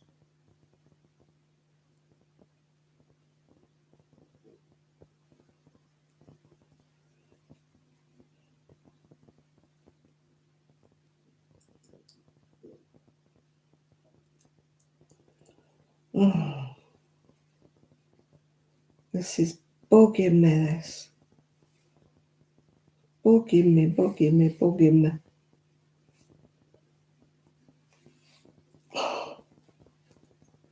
I'm battling every bit. Everything's gone up here. Ridiculous. £100 now for BBC licence.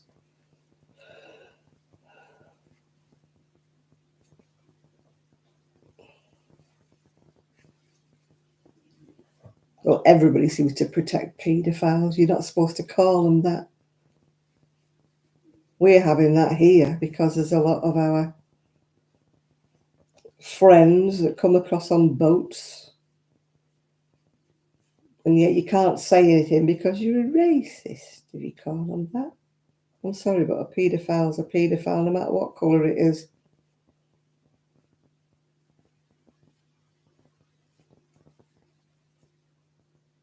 But you're not allowed to say what they are.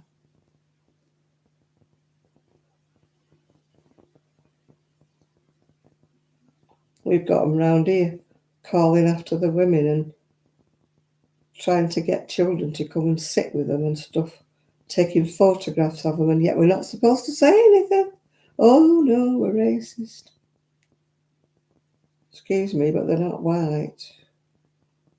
So why are not allowed to say it? If it's a paedophile, it's a paedophile. I don't care what colour it is, it's a paedophile.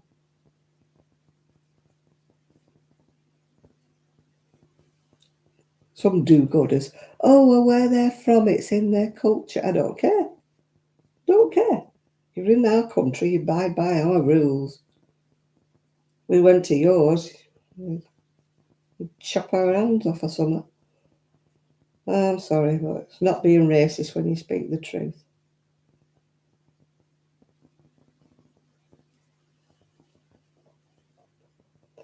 Oh, you get some idiot always trying to defend them. Don't say this, don't say that. If it was your kid, they were making a beeline for you, wouldn't one? Oh, you're being vigilante. Yeah, we're being vigilante because they're taking photographs of the kids. We are. Excuse me, but if it was your kid, you wouldn't want it being harassed, having its photo took.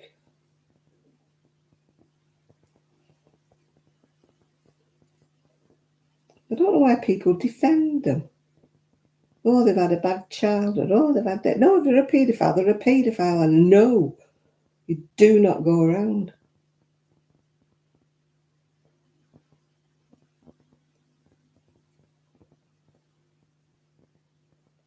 It's grotesque.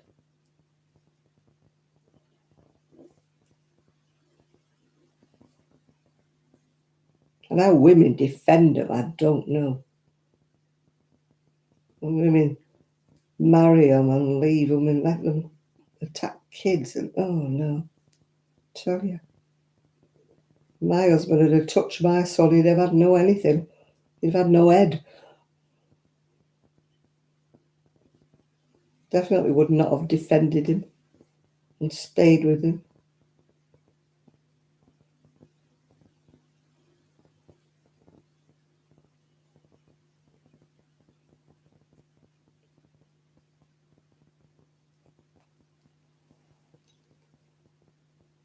Paedophiles are sick.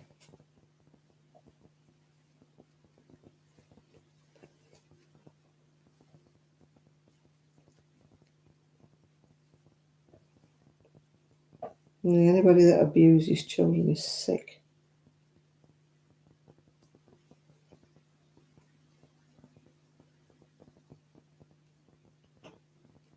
Or animals, for that matter.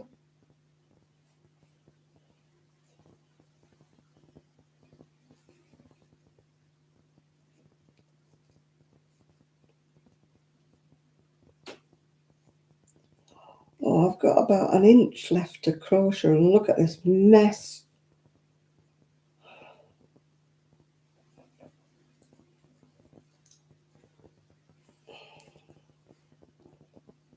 Can't do anything. It's just gone into a big, big knot, and I've got that much left to crochet.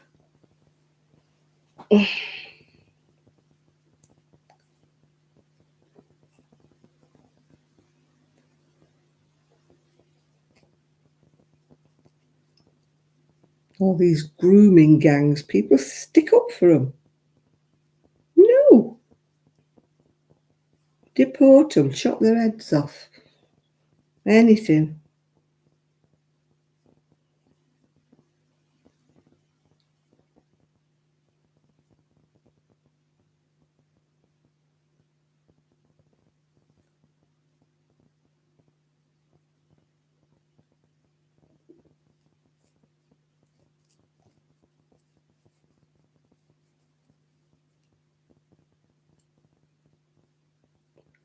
Oh, got a big knot in this blooming wool.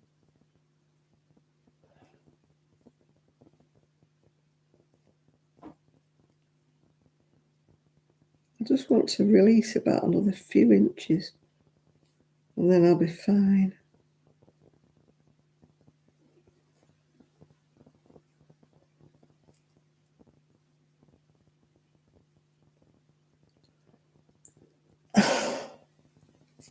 So frustrating.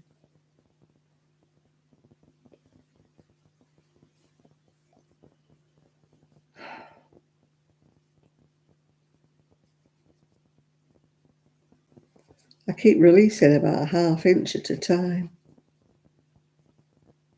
And that's about it then.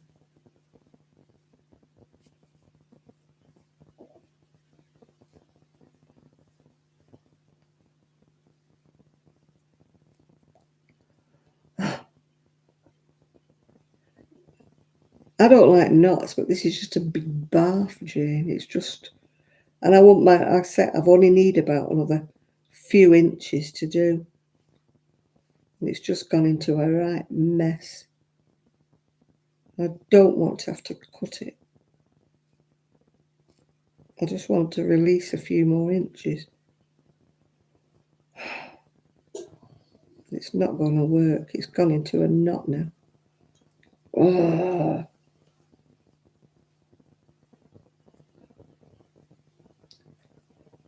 If there's one that's going to pull, I'm going to use that doubled.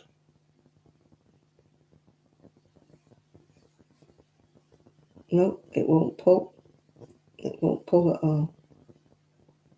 That won't pull either.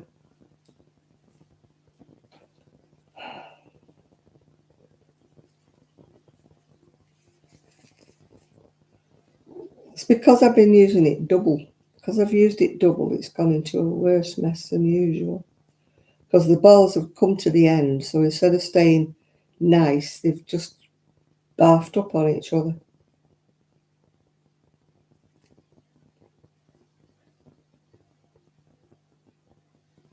And I'm on the last bit. Well, I've got one of them to release. So I'm just going to have to double that one up.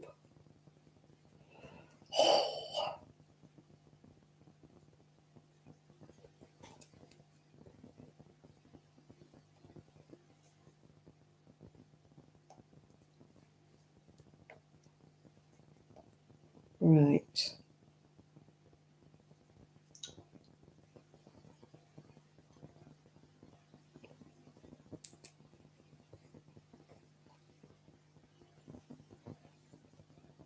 I'm going to double that one, just so I can get to the end of the row.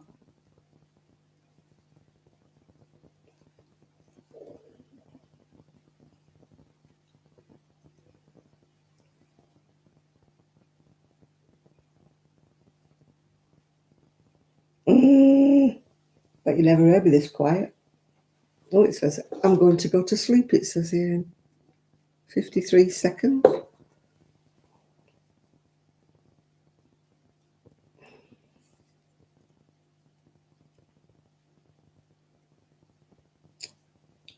I am going to be throwing this through a window in a minute.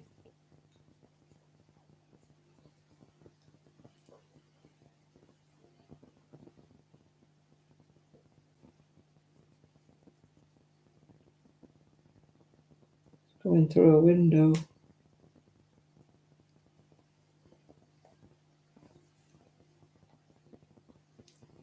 I'm doing a Sheila here, I'm knitting it instead of crocheting it.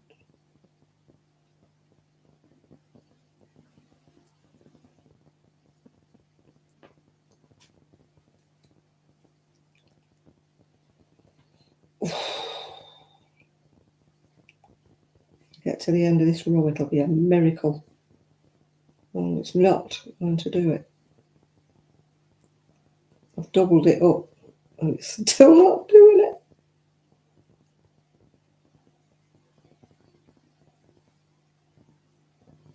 It's going to be a stitch or two short because I can't do any more.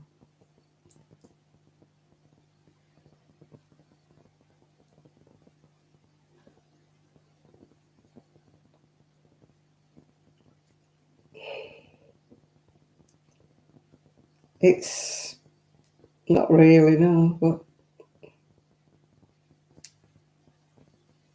when I say knit it, it means I'm wrapping it round the hook the way that Sheila does.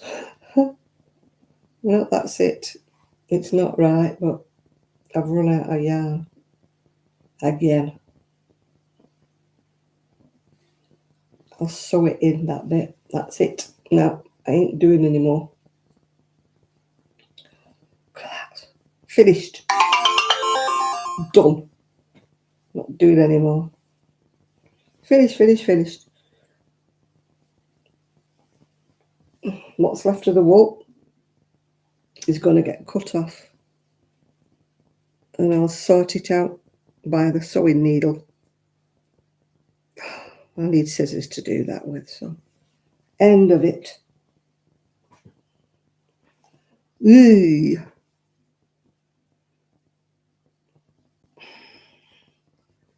I hope this old dear that gets this realises how much trouble I have had crocheting the last row for her. Probably not.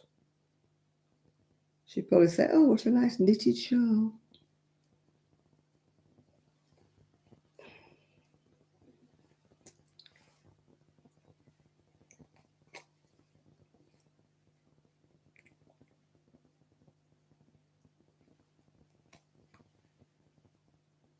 I've bitten it off. You know, they say bit off more than you can chew. Right, it's bitten off. I've got a little bit at the end that's not been done. I'll have to try and fudge it with a sewing needle.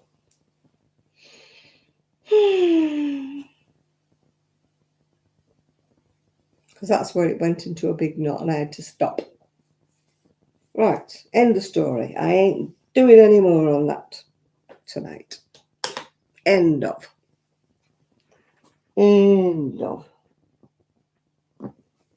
Now that's what finished up. it just fell apart. What happened was the end came out and tangled up with the other bits.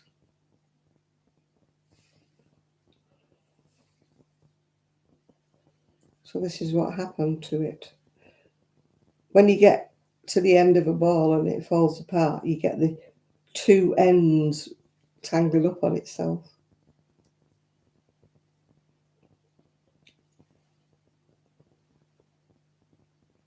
Right, I'm going to wind it in a little ball now because I've had enough. Enough. Look at that, I've stayed on half an hour later than the witching hour just because of this blooming bit of cotton.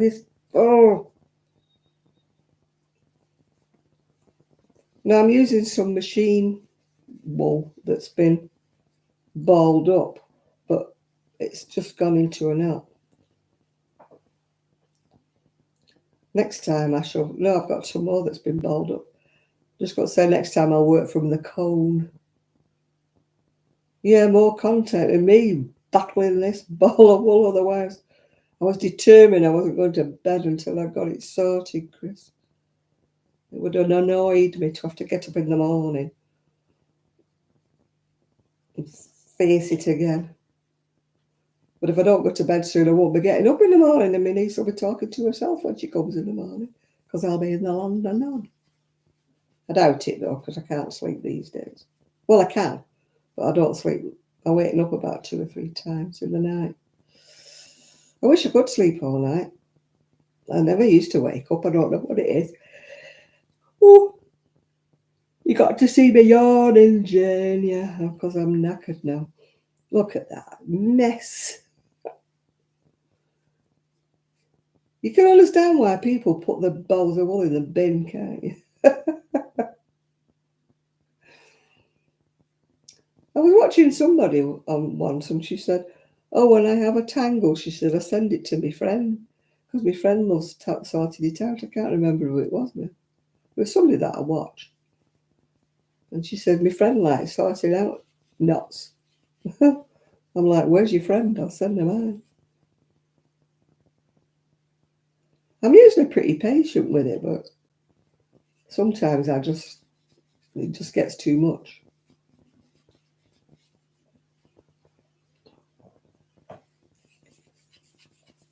Yeah, I've got another ball on a bit. I'll have to work it in with another colour into a shawl. But it'll probably be a granny stitch shawl because I'm getting fed up with the virus. Ooh. Oh dear, yawny.